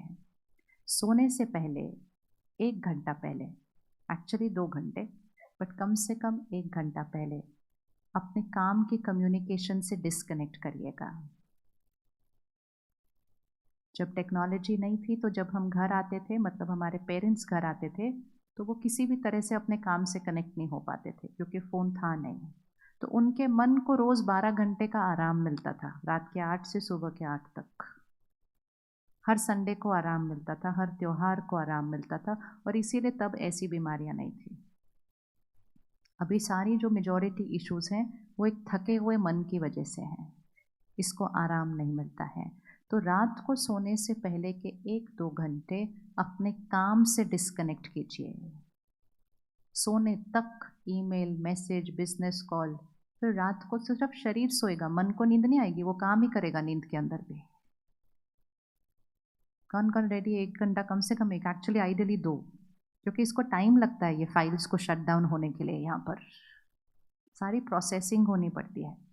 जैसे खाने को डाइजेस्ट होने में 2-2.5 घंटे लगते हैं, ये सारी इन्फॉर्मेशन, पूरे दिन का जो शोर है ना, इसको भी सेटल होने में टाइम लगता है। तो काम से डिस्कनेक्ट करें, फिर कंटेंट का ध्यान रखें रात को सोने से पहले, और फिर सोने से पहले का 15 मिनट अपने लिए रखें, और 15 मिनट में बहुत शुद्ध हाई वाइब्रेशन वर्ड्स को अपने मन चित्त पर डालें। वो है स्पिरिचुअलिटी, वो है ज्ञान। नहीं तो हम जो कंटेंट कंज्यूम कर रहे हैं उसमें काम, क्रोध, लोभ, मोह, अहंकार है। जब हम स्पिरिचुअल स्टडी करते हैं सोने से पहले, तो उसमें पवित्रता है, उसमें विश्वास है, उसमें सम्मान है, उसमें एक्सेप्टेंस है, उसमें फॉरगिवनेस है, उसमें प्यार है, निस्वार्थ प्यार है। नेगेटिव कंटेंट में अटैचमेंट है, प्योर कंटेंट में लव है, दोनों में फ़र्क है। तो कम से कम सोने से 15 मिनट पहले, वो बहुत इम्पोर्टेंट समय होता है हाई एनर्जी वर्ड्स यहाँ डालने का। सोने से पहले, सोने से 15 मिनट पहले समय अपना रखिए और बहुत प्योर कंटेंट इस पर डालकर फिर सोइए। मेडिटेशन सीखेंगे, कल से हर सेंटर पर मेडिटेशन का प्रोग्राम रखा है, 3 दिन का, 1 घंटे का। 5-10 मिनट सोने से पहले आप मेडिटेशन कीजिए सीखने के बाद। तो उससे क्या होगा, सारा दिन के जो दाग लगे होंगे वो साफ हो जाएंगे, मन साइलेंट हो जाएगा, बहुत श्रेष्ठ संकल्पों का चिंतन होगा, और फिर श्रेष्ठ संकल्प का चिंतन करके जब हम सोएंगे तो सारी रात वो प्योर हाई वाइब्रेशनल एनर्जी मन और बॉडी की हीलिंग करेगी। सिर्फ मन स्ट्रांग नहीं होगा, बॉडी हेल्दी होगी। सात्विक खाना खाएंगे, सात्विक कंटेंट कंज्यूम करेंगे, फिर मेडिटेशन करके सोएंगे, आपको शरीर के ध्यान के बारे में भी सोचना नहीं पड़ेगा। कर सकते हैं छोटी सी चीज़ 15 मिनट अपने लिए। कौन रख सकता है अपने लिए 15 मिनट? कितना ईजी है ना। ऐसे ऐसे ऐसे ऐसे करने की जगह 15 मिनट इसको एनर्जाइज करके सोते हैं, क्योंकि वो 15 मिनट नहीं है, वो 15 मिनट अगले 6-7 घंटे का इन्फ्लुएंस है। द लास्ट लेयर जो यहाँ पे डलेगी वो सबकॉन्शियस में जाएगी। वो 15 मिनट नहीं है, वो अगले 6-7 घंटे माइंड और बॉडी की एनर्जी का इन्फ्लुएंस है। और फिर सुबह उठते सबसे पहला एक नियम बना लें कि 1 घंटा फ़ोन से हम दुनिया को नहीं देखेंगे। अगर कहीं कुछ इमरजेंसी होती है ना, लोग फ़ोन करते हैं, मैसेज नहीं करते। तो हम सुबह सुबह क्यों सारे मैसेजेस ऐसे देखते हैं, क्या आया है उसके अंदर? और फिर सब देखने के बाद कहते हैं अब हम भगवान को याद करेंगे। याद ही नहीं होता उसके बाद, इतना ज़्यादा शोर आ गया इधर यहाँ पर। 1 घंटा फ़ोन मत देखिए, करके देखना है ये। आप सोचिए कि हम 1 घंटा ज़्यादा सो गए। जब सो रहे थे तब भी तो फ़ोन नहीं देख रहे थे ना। और फ़ोन पे ये जो नोटिफिकेशंस ऑन होती है ना आजकल, इसको ऑफ कर दीजिए। जैसे टिंग टिंग टिंग जिसके भी फ़ोन पे बजता रहता है ना, थोड़े दिन के बाद आपको बिना बजे आवाज़ें आने वाली हैं। हाँ, आएंगी ही। आप जाएंगे फ़ोन की तरफ और कुछ आया नहीं होगा मैसेज। ये हमारी माइंड, ब्रेन और बॉडी को डिस्ट्रैक्टेड रख रहा है। और ये हमारे अंदर ये संस्कार ला रहा है कि हर चीज़ एक अर्जेंट है ऐसा। और उससे हमारी शक्ति घटती है। हमें कोई वो टिंग टिंग टिंग को ऑन क्यों रखना है? कुछ अर्जेंट होगा तो टिंग नहीं बजेगा, फ़ोन बजेगा। बाकी किसी ने अगर मैसेज किया तो ऑब्वियसली अर्जेंट नहीं है, इसलिए मैसेज किया है। हमने हर चीज़ को अर्जेंट क्यों बना दिया है?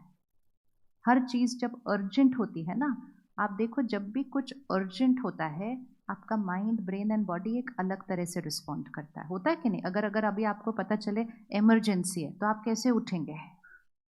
आप आराम से नहीं उठेंगे। इमरजेंसी है, कम क्विकली, तो आपका माइंड अलग से रिएक्ट करेगा, ब्रेन रिस्पॉन्ड करेगा, बॉडी हिलेगी और आप उस तरह से उठ कर जाएंगे। लेकिन इमरजेंसी तो कभी कभी होती है, तो माइंड, ब्रेन एंड बॉडी उसको हैंडल कर सकती है। लेकिन ये जो नोटिफिकेशन टिंग टिंग बजती रहती है ना, हमारा mind, body, brain emergency mode में चलने लग गया है। अगर हमारा एक्सीडेंट होते होते बचते हैं हम, आपने कभी चेक किया उस समय माइंड और बॉडी पे कितना इम्पैक्ट आता है? कुछ ही क्षणों के लिए होता है, लेकिन वो ट्रॉमा क्रिएट होता है।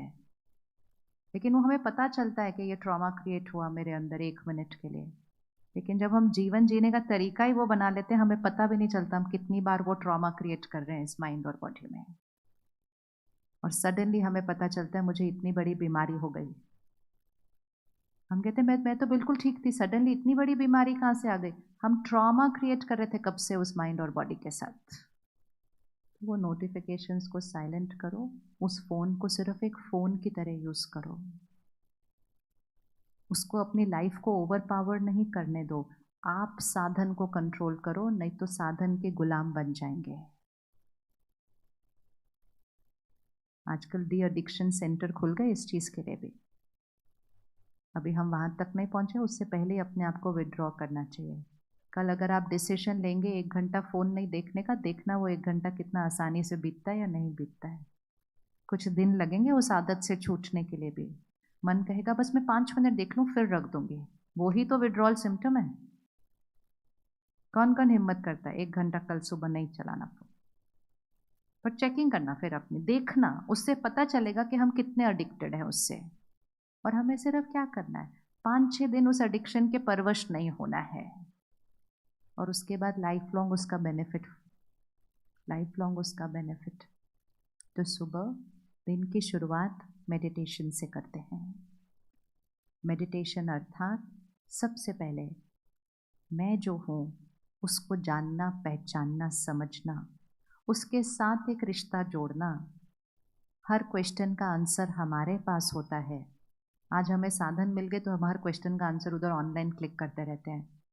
घर में वो चीज़ें रख ली हैं, उसको बोलते हैं what is this, where is that, वो हमें आंसर करता रहता है और हम घूमते रहते हैं। सारे आंसर यहाँ हैं। विजडम, विवेक, इंट्यूशन, कॉन्शियसनेस, ये हमारी शक्तियाँ हैं। बाहर की दुनिया के आंसर्स उन साधनों से पूछे, लेकिन आंतरिक जगत के आंसर वो नहीं दे सकेंगे, वो हमारे पास आंसर है। तो सुबह का समय हमारी इंट्यूशन को एक्टिवेट करता है। सुबह का समय हमें अपने लाइफ के हर क्वेश्चन का आंसर मिल सकता है।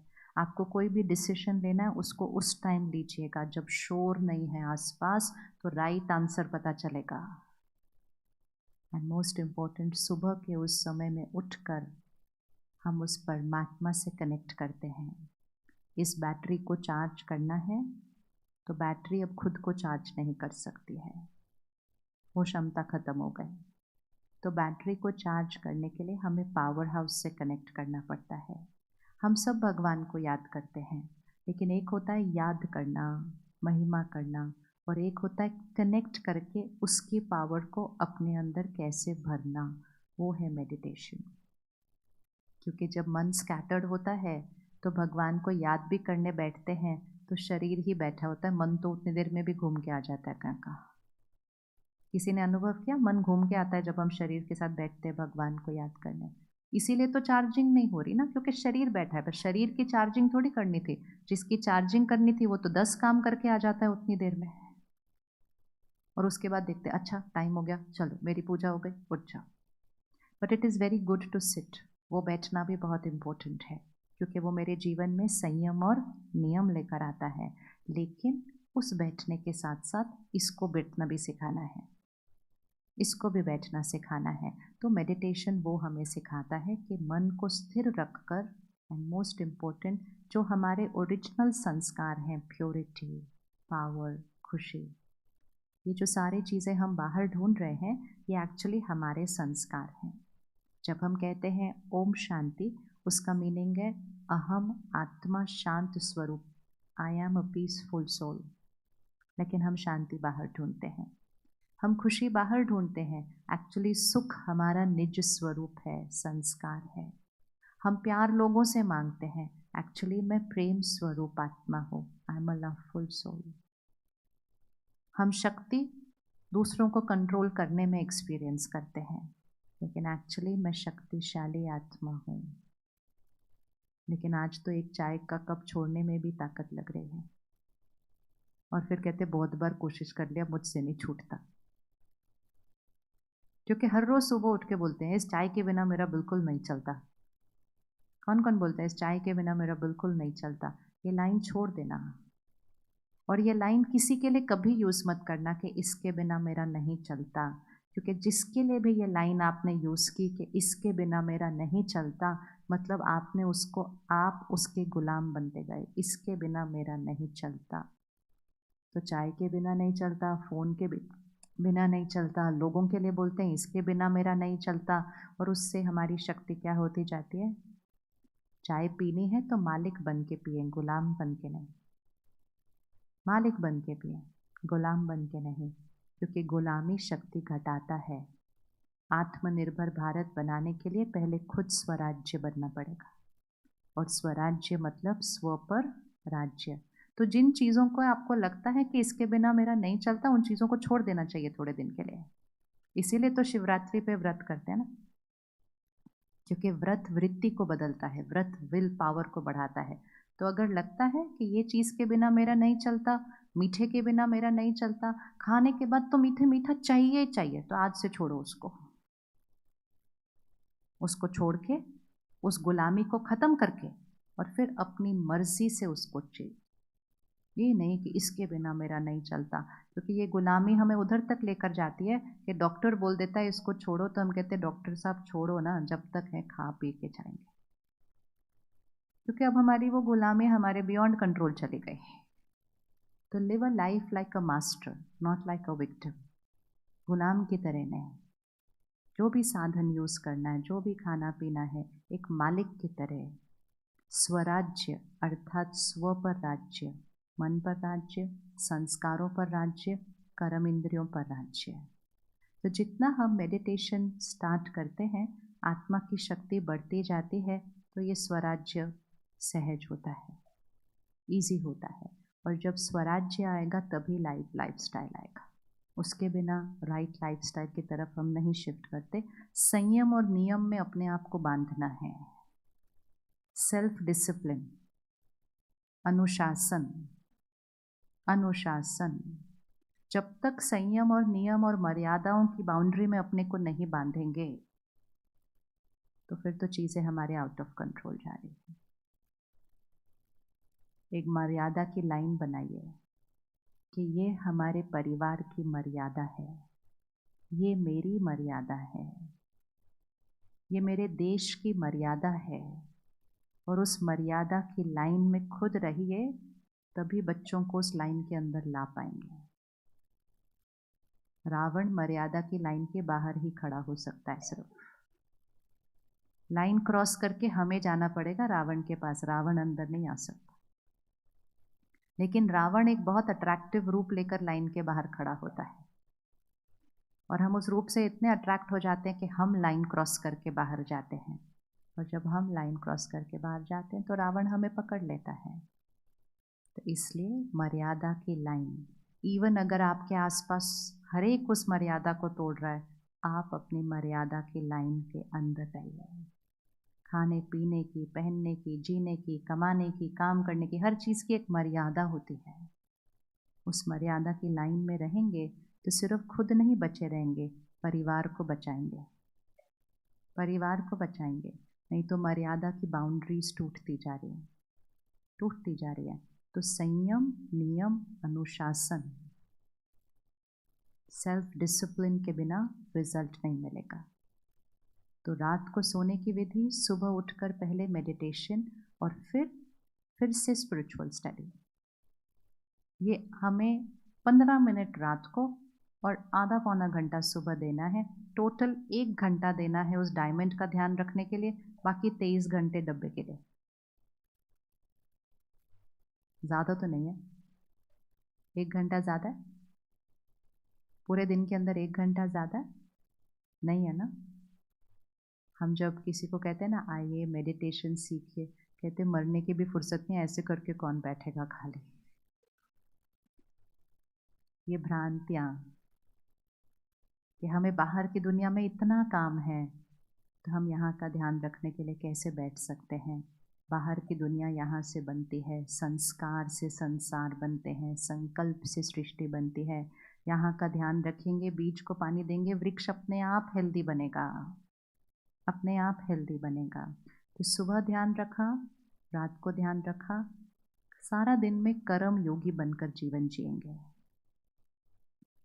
कर्म योगी अर्थात वो नहीं जो बहुत काम करता है, उसको कर्म योगी नहीं कहते हैं। कर्म योगी अर्थात जो योगी स्थिति में कर्म करता है, मतलब जो हाई वाइब्रेशन पर अपना कर्म करता है सारा दिन। योगी स्थिति, 2 स्थिति होती है, योगी और भोगी।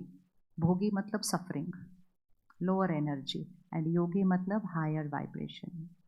हम सबको पता है कौन सी इमोशंस हायर वाइब्रेशन है, कौन सी इमोशंस लोअर वाइब्रेशन है, लेकिन आज समाज ने लोअर वाइब्रेशन एनर्जी को नॉर्मल बोल दिया है। स्ट्रेस नॉर्मल है? स्ट्रेस नॉर्मल है?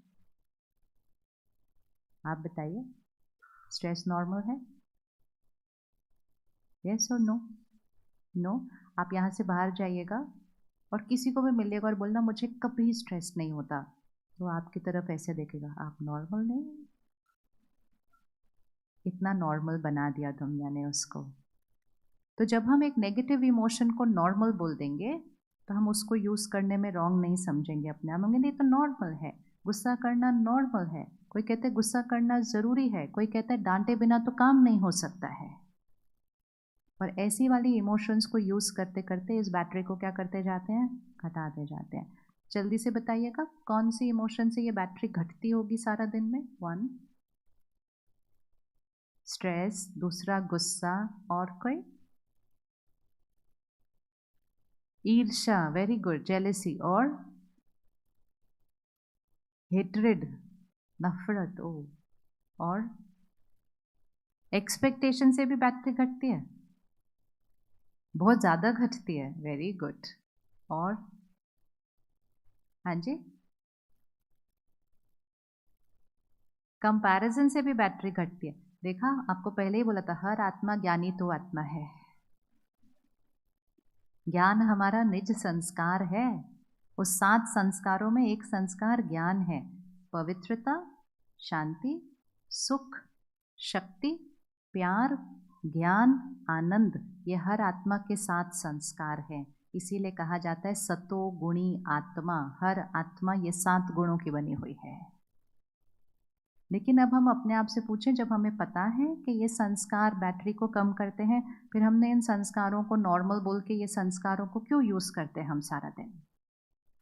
तो मेडिटेशन क्या करेगा, जो ऑपोजिट संस्कार बन गए हैं उनको घटाता जाएगा, सिर्फ सिंपल तरीके से इन 7 संस्कारों को इमर्ज करते हुए, ज़्यादा यूज़ करते हुए।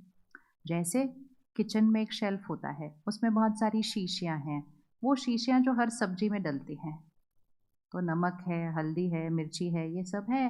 तो वो सारी शीशियाँ जो रोज़ यूज़ होती हैं वो आगे होती हैं, और कुछ शीशियाँ होती हैं जो कभी कभी यूज़ होती हैं वो पीछे होती हैं। अब सपोज़ आज आपको डॉक्टर ने बोला आपको मिर्ची नहीं खाना, आपके हेल्थ के लिए अच्छा नहीं है, तो थोड़े दिन आप क्या करेंगे, मिर्ची की शीशी को नहीं यूज़ करेंगे, लेकिन उसकी जगह आप कुछ और डालना यूज़ करेंगे, और थोड़े ही दिन में वो मिर्ची की शीशी पीछे चली जाएगी और जो शीशी पीछे थी वो आगे आ जाएगी। That is meditation. जो संस्कार हम कभी कभी आजकल यूज़ करते हैं, शांति, शक्ति, प्यार, इसको हम कभी कभी यूज़ करते हैं, ज़्यादातर तो हम इनको बाहर ढूंढ रहे हैं, और थोड़े दिन में मेडिटेशन करने से ये आगे आ जाएंगे, तो इनके जो ऑपोजिट संस्कार हैं वो अपने आप पीछे चले जाएंगे। That is meditation. दोनों संस्कार है हमारे पास, लेकिन हम कौन सा ज़्यादा यूज़ करते हैं। तो सारा दिन में कर्म योगी बनकर रहना मतलब इन 7 संस्कारों को लेते हुए कर्म करना। खुशी के लिए काम पे नहीं जाना है, खुश होकर काम पे जाना है। कोई फर्क दोनों में? खुशी के लिए काम पे नहीं जाना है, खुश होकर काम पे जाना है। फर्क है जी? उमंग उत्साह होगा, एब्सोल्युटली, नहीं तो नीरसता के साथ जाते हैं काम पर, थके हुए चेहरे लेकर जाते हैं। रिश्तों में प्यार लेने नहीं जाना है, रिश्तों में प्यार देने जाना है। तो कहते हैं मुझे इस रिश्ते में कुछ नहीं मिल रहा, पर किसने बोला था कि कुछ लेने के लिए जाना था? कहते मुझे इस रिश्ते में कुछ मिल नहीं रहा था, लेकिन लेने के लिए जाना ही नहीं था, रिश्ते में किस लिए जाना था? हम कौन सी वाली संस्कृति हैं, ऐसी वाली संस्कृति है या ऐसी वाली संस्कृति है? हम देने वाली संस्कृति हैं, हम देवताओं की संस्कृति हैं। आप सबके पास एक नाम है ना जिसको आप कुल देवी कुल देवता कहते हैं। किसके घर में एक नाम है कुल देवी कुल देवता? कुल देवी कुल देवता का मीनिंग क्या शब्द का? कुल देवी कुल देवता, इस शब्द का मीनिंग क्या? मतलब हम उनके कुल के बिलोंग करते हैं। मतलब हम किसके कुल को बिलोंग करते हैं? मतलब हम किसके कुल को बिलोंग करते हैं? हम देवी देवताओं के कुल को बिलोंग करते हैं। और देवी देवता मतलब क्या? देने वाला। इसीलिए आज तक भी जो चीज़ें प्रकृति में देती हैं उनका पूजन होता है। आप देखो पूजन किस किस का हो रहा है? पूजन उसका होता है जो देता है। तो हमारा जो निज स्वभाव है वो देने का है। तो हर रोज अपने को याद दिलाना कि मुझे किसी से कुछ नहीं चाहिए। बोलिए एक बार जरा। आपने तो सोचा भी नहीं और ऐसे ही बोल दिया, मुझे किसी से कुछ नहीं चाहिए। पक्का मुझे किसी से कुछ नहीं चाहिए? मुझे किसी से कुछ नहीं चाहिए, पक्का कर सकते हैं? इसको रोज प्रैक्टिस करें, क्योंकि हमने उसको ऑपोजिट कर दिया। प्यार तो चाहिए ही ना, सम्मान तो चाहिए ही ना, वो मेरा कहना माने ये तो चाहिए ही ना। तो हम ऐसे से कैसे हो गए? जब ऐसे खड़े रहेंगे, एंड मोस्ट इंपॉर्टेंट किसके सामने ऐसे खड़े? जो खुद कैसे खड़े? हम किसके सामने ऐसे खड़े हैं? जो खुद कैसे खड़े? अभी अगर हम बाहर जाएं सड़क पर, कुछ लोग होते हैं जिनके पास धन नहीं है तो वो ऐसे खड़े होते हैं, लेकिन उनको पता होता है वो किसके सामने ऐसे खड़े होने वाले हैं। वो किसके सामने खड़े होते हैं? जिनके पास ऐसे खड़े होने की क्षमता है धन के मामले में। हम किसके सामने ऐसे खड़े हैं? जो खुद हमारे सामने ऐसे खड़े हैं। और जब परिवार में 2 लोग या 4 लोग ऐसे खड़े हो जाएंगे तो झगड़ा तो होगा ही होगा। क्योंकि दोनों ही ऐसे खड़े थे। घर आके अनाउंस करते हैं आज मैं बहुत थकी हुई हूँ। ये अनाउंसमेंट क्यों हो रहा है? ये इसलिए अनाउंस किया जा रहा है कि आज मेरे पास सहन शक्ति, झुकने की शक्ति, शांत रहने की शक्ति मेरी घटी पड़ी है, तो ध्यान आप रखना। तो सामने वाला बोलता है मैं तो आपसे भी ज्यादा थका हुआ हूं आज, मतलब मेरा कोई मूड नहीं है देने वाली साइड पे आना है, मैं तो और भी ज्यादा थका हुआ हूं। तो हम इस पे कॉम्पीट कर रहे हैं कि हम थकने से कुछ नहीं होता। फिजिकली थकिए, आत्मा को फ्रेश और एनर्जेटिक रखिए। और हम में से कोई भी ऐसा कोई काम नहीं करता जो फिजिकली थकते हैं, क्योंकि हमारे साधन हमें फिजिकली बहुत कंफर्टेबल रखते हैं।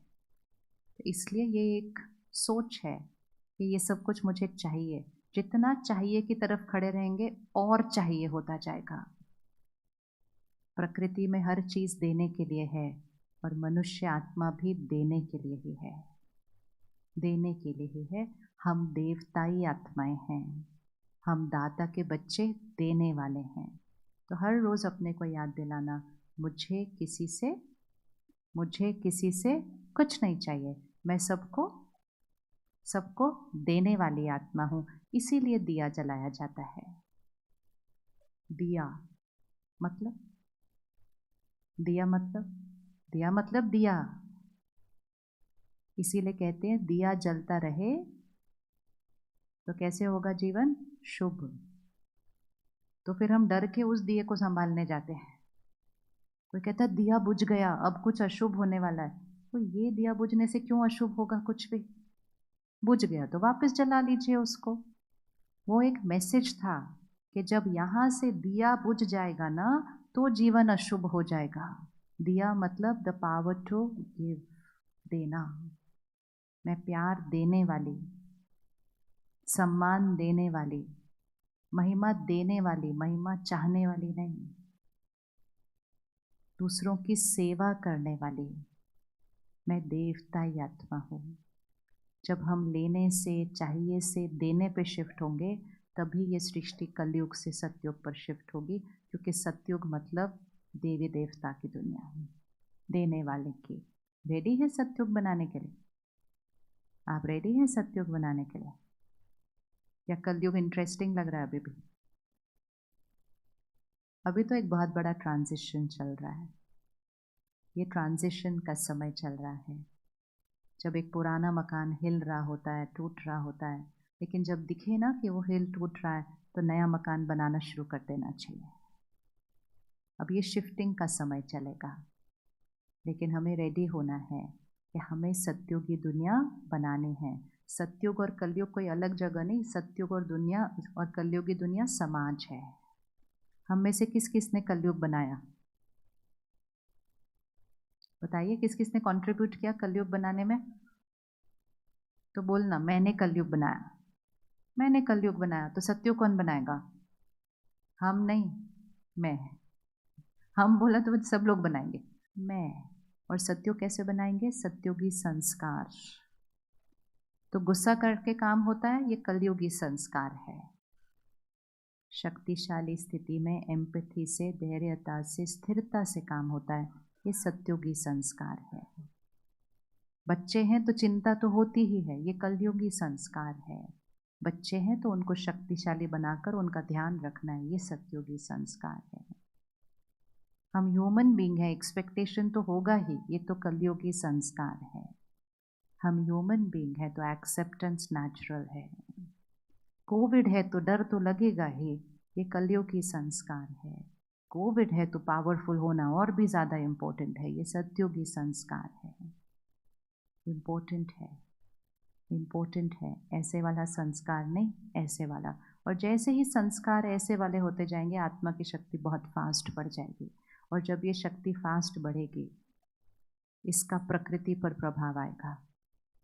सिर्फ एक छोटी सी पॉपुलेशन चाहिए जो ऐसे से ऐसे पे शिफ्ट हो जाए, the world will change and the world is going to change बहुत जल्दी। अब तो कलयुग नहीं चल रहा, घोर कलयुग चल रहा है। चल रहा है कि नहीं घोर कलयुग? तो घोर रात्रि के बाद क्या आएगा? चलती रहेगी क्या घोर रात्रि? तो घोर रात्रि के बाद सवेरा शुरू, उसी को जागरण कहते हैं। जागरण, शिवरात्रि के दिन जागरण, मतलब इस सृष्टि पर रात्रि के समय निराकार परमात्मा शिव को याद करके सवेरा लाना, वो जागरण। वो जागरण अर्थात परमात्मा को कनेक्ट करके अपने संस्कारों को इमर्ज करना पावरफुल, और सृष्टि पर सवेरा लाना, उसके लिए जागरण करते हैं। वो एक रात का जागरण नहीं होता है, वो जीवन में जागरण होता है। वो एक दिन का व्रत नहीं होता है, वो जीवन में व्रत होता है। वो एक दिन के लिए अख के फूल नहीं अर्पण करने होते हैं, वो अपने अंदर के जहर को अर्पण करना होता है। त्योहार एक दिन का नहीं होता है, त्योहार जीवन बदलने के लिए आता है। तो व्रत रखिए आज, और अपने मन को सात्विक बनाने के लिए एक कंटेंट का ध्यान रखेंगे, दूसरा मेडिटेशन ज़रूर करेंगे, तीसरा नींद सही लेंगे, चौथा कर्म योगी बनकर रहेंगे। कर्म योगी धन कमाते हैं, लेकिन धन दुआओं के साथ कमाते हैं। कलयुग की एक बहुत बड़ी प्रॉब्लम ये हुई है कि हम कितना धन कमाते हैं ये हमारा स्टेटस सिंबल बन गया है। और सफलता इसको कहा जाता है जो ज़्यादा कमाते हैं, जिनकी ज़्यादा बड़ा ओहदा है, पोजीशन है। सफलता इसमें नहीं होती है कि कितना कमाते हैं, सफलता इसमें होती है कि कैसे कमाते हैं। How much are you making is not important, how you are making is important। क्योंकि जब वो धन घर आता है तो उसके साथ वाइब्रेशन भी घर आती है। धन को लक्ष्मी का दर्जा दिया जाता है। कभी हमने सोचा धन को देवी का दर्जा क्यों दिया जाता है? क्योंकि धन दिव्यता से कमा के लाने की चीज़ है।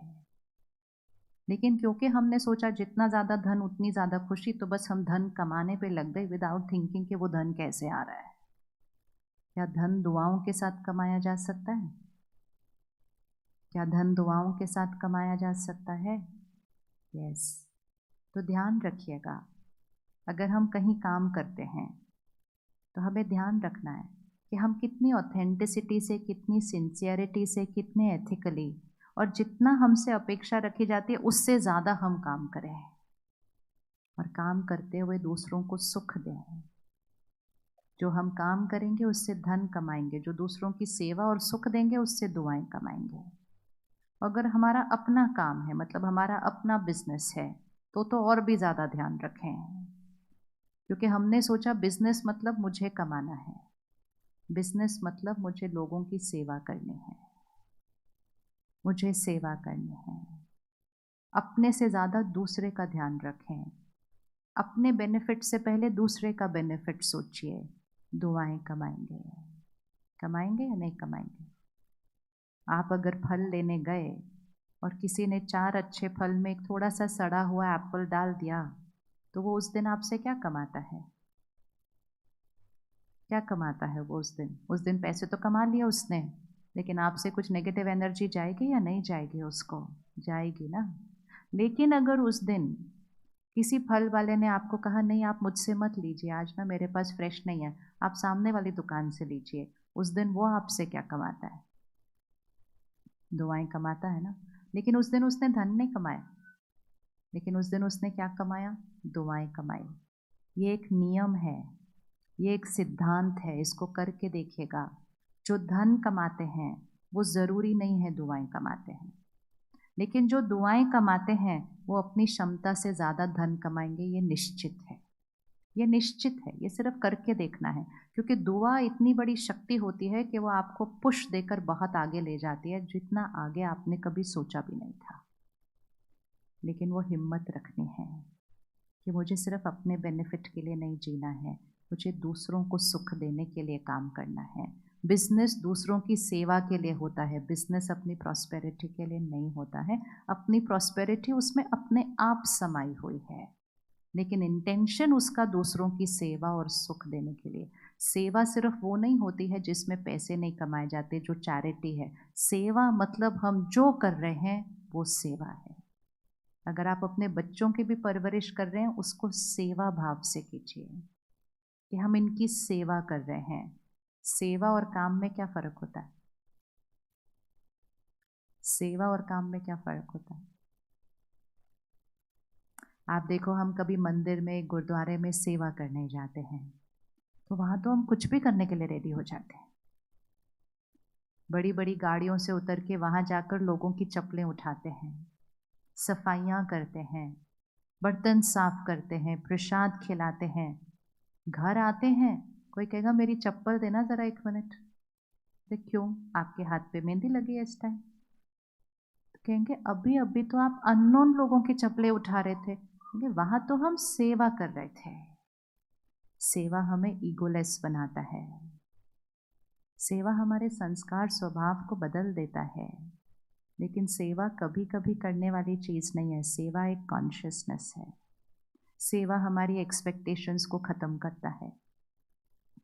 जब आप सेवा करते हैं तो आप कभी ये नहीं सोचते सामने वाला भी मुझे कुछ देगा, ना, हम सेवा करने आए हैं। तो बच्चों को भी ऐसे ही परवरिश करें, हम इनकी सेवा कर रहे हैं, इसलिए नहीं कि बाद में ये हमारा ध्यान रखेंगे, तो फिर हर्ट नहीं होगा बाद में। सेवा भाव की परवरिश, सेवा भाव की परवरिश एक अलग एनर्जी क्रिएट करती है। तो कर्म योगी मतलब ट्रस्टी जीवन, मतलब सेवा भाव का जीवन और अन्न की परहेज, क्योंकि जैसा अन्न वैसा मन होता है और जैसा पानी वैसी वाणी होती है। हमारी वो संस्कृति है जहाँ हम प्रसाद बनाते हैं। हमारी वो संस्कृति है जहाँ हम पानी को अमृत बनाते हैं, जहाँ हम अमृत को ऐसे लेते हैं और उसका एक बूंद भी नीचे नहीं गिरने देते हैं, और फिर उसको पीने के बाद ऐसे ऐसे करते हैं, ऐसे ऐसे नहीं करते हैं। हम प्रसाद का दाना नीचे भी गिर जाता है तो उसको ऊपर उठा के फिर खा लेते हैं। हम प्रसाद अकेले नहीं खाते, जो दिखता है उसको दे दे के खिलाते हैं। ये हमारी संस्कृति है। तो उस प्रसाद में क्या है, उस पानी में क्या है जिसको ऐसे ऐसे कर रहे हैं? वो भी एक लड्डू है, लेकिन दूसरा लड्डू पड़ा होता है तो आधा खाते हैं आधा छोड़ देते हैं, क्योंकि ये प्रसाद है और वो सिर्फ एक लड्डू है। तो प्रसाद और लड्डू में क्या फ़र्क हुआ? वाइब्रेशन। ये परमात्मा की याद में बना है, इसमें शक्तिशाली शब्द डले हैं। इसको वेस्ट नहीं करना, इसको सभी को देकर सबको वो वाइब्रेशन देने हैं। वो पानी है, ये भी पानी है, आधा ग्लास पीते हैं आधा ऐसे फेंक देते हैं, और वो पानी उसका एक बूंद नीचे नहीं गिरने देते हैं, क्योंकि उसके अंदर क्या है? उसके अंदर हाई वाइब्रेशन है, परमात्मा की याद की शक्ति है। तो क्यों ना अपने खाने को प्रसाद बना दे और अपने पानी को अमृत बना दे। बनाना चाहिए, नहीं बनाना चाहिए? सात्विक भोजन खाएं। आज से 3 महीने के लिए एक एक्सपेरिमेंट करके देखें जो नहीं करते हैं, और वो है प्लांट बेस्ड डाइट, वेजिटेरियन खाना। तामसिक भोजन हमारे मन को सात्विक नहीं बनने दे सकता है। उसकी वाइब्रेशन ही वो नहीं है। उसकी वाइब्रेशन में ही हिंसा है, उसकी वाइब्रेशन में ही मृत्यु है। वो हमें सेहत भी नहीं दे सकता है, क्योंकि लाइफ डेथ से नहीं निकल सकती है। वो डेथ है, उसमें से कैसे लाइफ की एनर्जी निकलेगी? सिर्फ प्रोटीन्स हैं उसके अंदर, लाइफ नहीं है, प्रोटीन्स है। लेकिन हमने सोचा ये चीज़ों से हमें हेल्थ मिलती है। आज तो डॉक्टर्स भी बताते हैं। इसलिए ध्यान रखिए, एक्सपेरिमेंट करके देखिए। 3 महीने के लिए सात्विक खाना, वेजिटेरियन खाना खा के देखिए। आपका मन भी अच्छा फील करेगा, आपका शरीर भी अच्छा फील करेगा। तामसिक भोजन के फाउंडेशन में ही दर्द है, चीखना है, चिल्लाना है, नफरत है, गुस्सा है, डर है, हिंसा है, मृत्यु है। वो कोई भोजन है? वो खाते हैं और उसको बोलते हैं बहुत हेल्दी है, फिर बोलते हैं बहुत टेस्टी है। किसी की मृत्यु को हम टेस्ट बोलते हैं। ये कौन सा कर्म बनता है?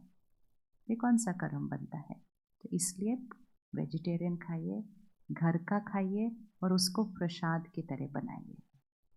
जिस घर में रोज प्रसाद बनेगा और पानी अमृत बनेगा, उस घर का भाग्य बदल जाएगा, लोगों के मन बदल जाएंगे उस घर में। घर में परमात्मा की याद में खाना बनाइए। रसोई में वो शब्द चलने दीजिए, रसोई में भजन चले, परमात्मा के याद के गीत चलें, प्रवचन चलें। वो एक एक शब्द जब खाने में जाएगा ना, तो जैसा अन्न वैसा मन हो जाएगा। आपके बच्चों के मन बदल जाएंगे। जिस घर में रिश्ते बिखर रहे हों, वो रिश्ते जुड़ जाते हैं सिर्फ खाने से। खाने में बहुत शक्ति है, बहुत शक्ति है। जहाँ तक हो सके खुद खाना बना के खाइए। आजकल हम खरीद के खाना बहुत खाते हैं। वो भी एक बहुत बड़ा कारण है आत्मिक शक्ति घटाने का, बहुत बड़ा कारण है। सबसे पहले उसकी इंटेंशन में ही पैसा है, वो प्रॉफिट की इंटेंशन से बना है खाना। और दूसरा, शोर में बना है, जल्दी जल्दी में बना है। जहाँ इतना ज़्यादा खाना बनता है आराम से नहीं बन सकता कभी भी, जल्दी जल्दी जल्दी जल्दी। तो हरिड हरिड हरिड की एनर्जी वाला खाना खाते हैं ना, सारा दिन भी हरिड हरिड ही है। जल्दी करो जल्दी करो, भाई जल्दी क्या है, जल्दी करो, वो जल्दी करो वाला खाना खाते हैं। और फिर किस धन से वो जगह चलती है, किस तरह का धन वहाँ कमाया जाता है, कौन खाना बना रहा है, किस स्थिति में खाना बना रहा है, उसके संस्कार क्या है, आज उसका मूड क्या है, और वहाँ का वातावरण क्या है, वो सारी चीज़ हम खाने के साथ अब्जॉर्ब करते हैं। किसी भी दिन अगर आपका बिना वजह मन परेशान है या आपको चिंता हो रही है, आप सिर्फ चेक करना आपने आज किसके हाथ का खाना खाया था। खाने का असर 1 घंटे के अंदर अंदर हमारे मन पर हो जाता है। इसीलिए प्रसाद इतना इम्पोर्टेंट है, क्योंकि प्रसाद मन को सुकून देता है, शक्ति देता है। तो घर का खाना खाइए, घर में खुद प्यार से बनाइए, अच्छे मनोस्थिति में बनाइए, परमात्मा की याद में बनाइए, उसको प्रसाद कहते हैं। और फिर उसको प्रसाद की तरह ग्रहण कीजिए। प्रसाद खाते समय फ़ोन और टीवी नहीं देखते, वो संस्कार को घर में चेंज कीजिए और परमात्मा को शुक्रिया करके उस प्रसाद को ग्रहण कीजिए। जैसा अन्न वैसा मन, जैसा पानी वैसी वाणी। छोटा सा परिवर्तन बहुत बड़े बड़े बदलाव लाता है। जितनी कॉम्प्लिकेशंस आज हमारे जीवन में हो गई हैं, उस सारी कॉम्प्लिकेशंस को ठीक करने के लिए कुछ बहुत बड़ा नहीं करना है, बहुत छोटा सा चेंज लाना है। बहुत छोटा सा चेंज बहुत बड़े रिजल्ट्स लेकर आएगा। तो कल से आपको एक, जब आप यहाँ से बाहर चलेंगे, एक पैम्फलेट मिलेगा प्रसाद के साथ। बहनों ने आप सबके लिए साइलेंस में और मेडिटेशन में प्रसाद बनाया है, तो उसको लेते हुए ज़रूर चलिएगा। और उसके साथ एक पैम्फलेट होगा, उस पैम्फलेट पे आपके शहर के सेंटर के एड्रेस दिए होंगे। और हर सेंटर पर कल से 3 दिन के लिए 1 घंटा राजयोग मेडिटेशन सिखाया जाएगा।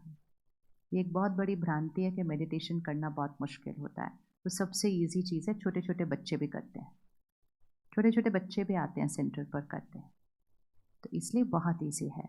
तो कल से 3 घंटा निकालिए, मंडे ट्यूसडे वेडनेसडे 1 घंटा रोज़।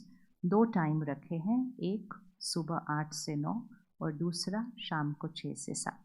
दोनों में से जो टाइम आपको सूट करे, सुबह 8 से 9 या शाम को 6 से 7। कौन कौन निकालने के लिए रेडी है ये 1 घंटा 3 दिन के लिए? तो पैम्फलेट पे सेंटर का एड्रेस दिया, जो सेंटर आपको सबसे नज़दीक पड़ता है, और ये दोनों में से जो टाइम आपको सूट करता है। और अगर बाई चांस आपको ये दोनों टाइम सूट नहीं करते हैं, तो आपको जो टाइम सूट करता है, इससे ज़्यादा इजी कुछ हो सकता है? और अगर आपको बाई चांस ये 3 दिन नहीं सूट करते हैं, तो आपको जो दिन जो टाइम सूट करता है, इससे ज़्यादा इजी कुछ हो सकता है? नहीं। और उसके लिए कोई कॉस्ट नहीं है। तो अभी हमें करना क्या है, और हमें सिर्फ अपना थोड़ा सा समय निकालना है और शक्ति बढ़ानी है, और शक्ति बढ़ाकर दिया बनकर सबको शक्ति देनी है। और सबसे ज़्यादा ज़रूरत उसको हर घर के बच्चों की है, बहुत ज़्यादा ज़रूरत है। आने वाला समय इनके लिए ईजी नहीं होगा अगर हमने अभी से उनको स्ट्रेंथन नहीं किया है। तो it is our moral responsibility कि खुद को सशक्त बनाकर हम उनको शक्तिशाली बनाएंगे। आइए 1 मिनट साइलेंस में बैठेंगे।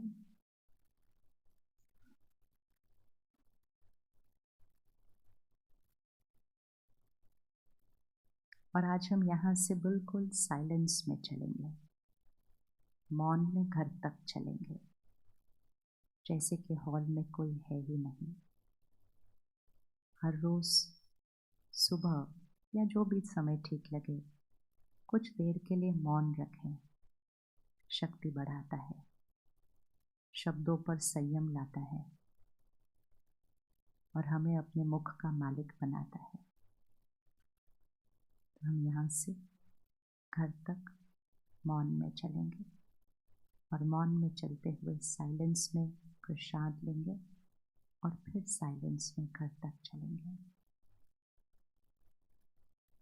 इस शरीर को चलाने वाली शक्ति मैं पवित्र आत्मा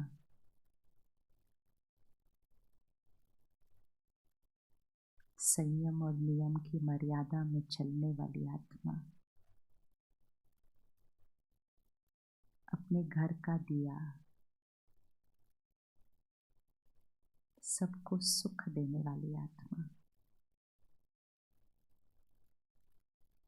मुझे किसी से कुछ नहीं चाहिए।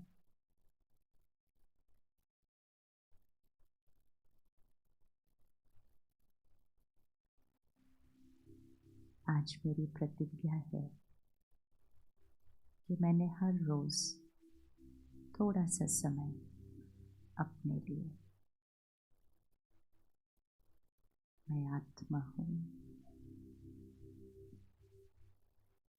और हर एक जिनसे मैं मिलती हूँ, बात करती हूँ, काम करती हूँ, वो एक आत्मा है, रोल नहीं।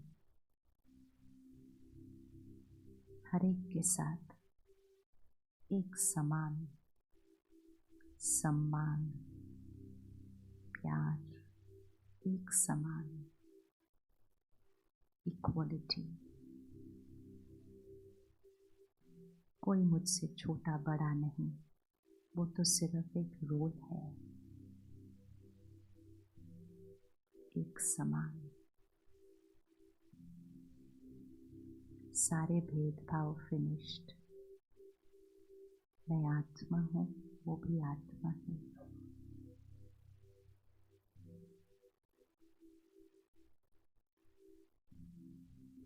बार बार व्यवहार को बदलना नहीं,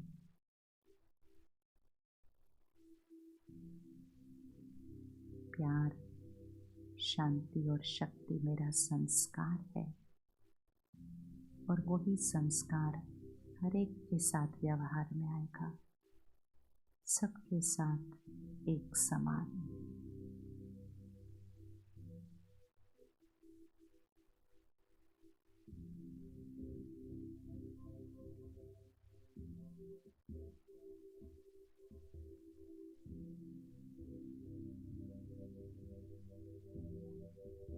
मैं डायमंड हूँ, फ्लॉलेस डायमंड, बेदाग हीरा,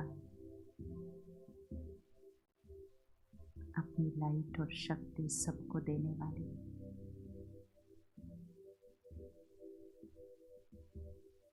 मैं सत्युग की आत्मा हूँ, इस सृष्टि पर सत्युग लाना मेरी जिम्मेदारी है।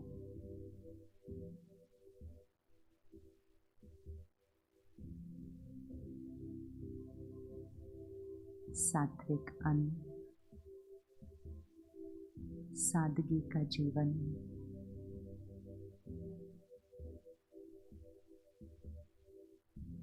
प्रकृति का सम्मान मेरी जिम्मेदारी है।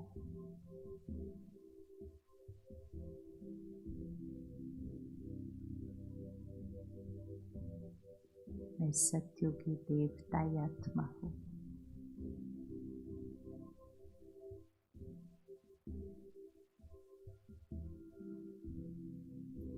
कल से मैं 1 घंटे का समय निकालती हूँ इस शक्ति को अपना नेचुरल स्वभाव बनाने के लिए। सर्वशक्तिवान परमात्मा की शक्ति को अपने अंदर भर के खुद को सशक्त करने के लिए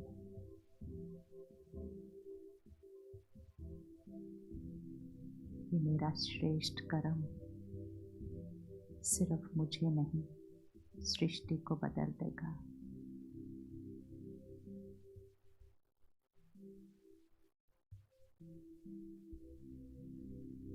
अगले 15 मिनट हम मौन में रहेंगे जब तक हम घर नहीं पहुंचते। जैसे जैसे बताया जाएगा वैसे ही उठेंगे, मौन में उठेंगे। जो भाई बहनें नीचे बैठे हैं वो पहले उठेंगे, जो नीचे सीढ़ी पर बैठे हैं वो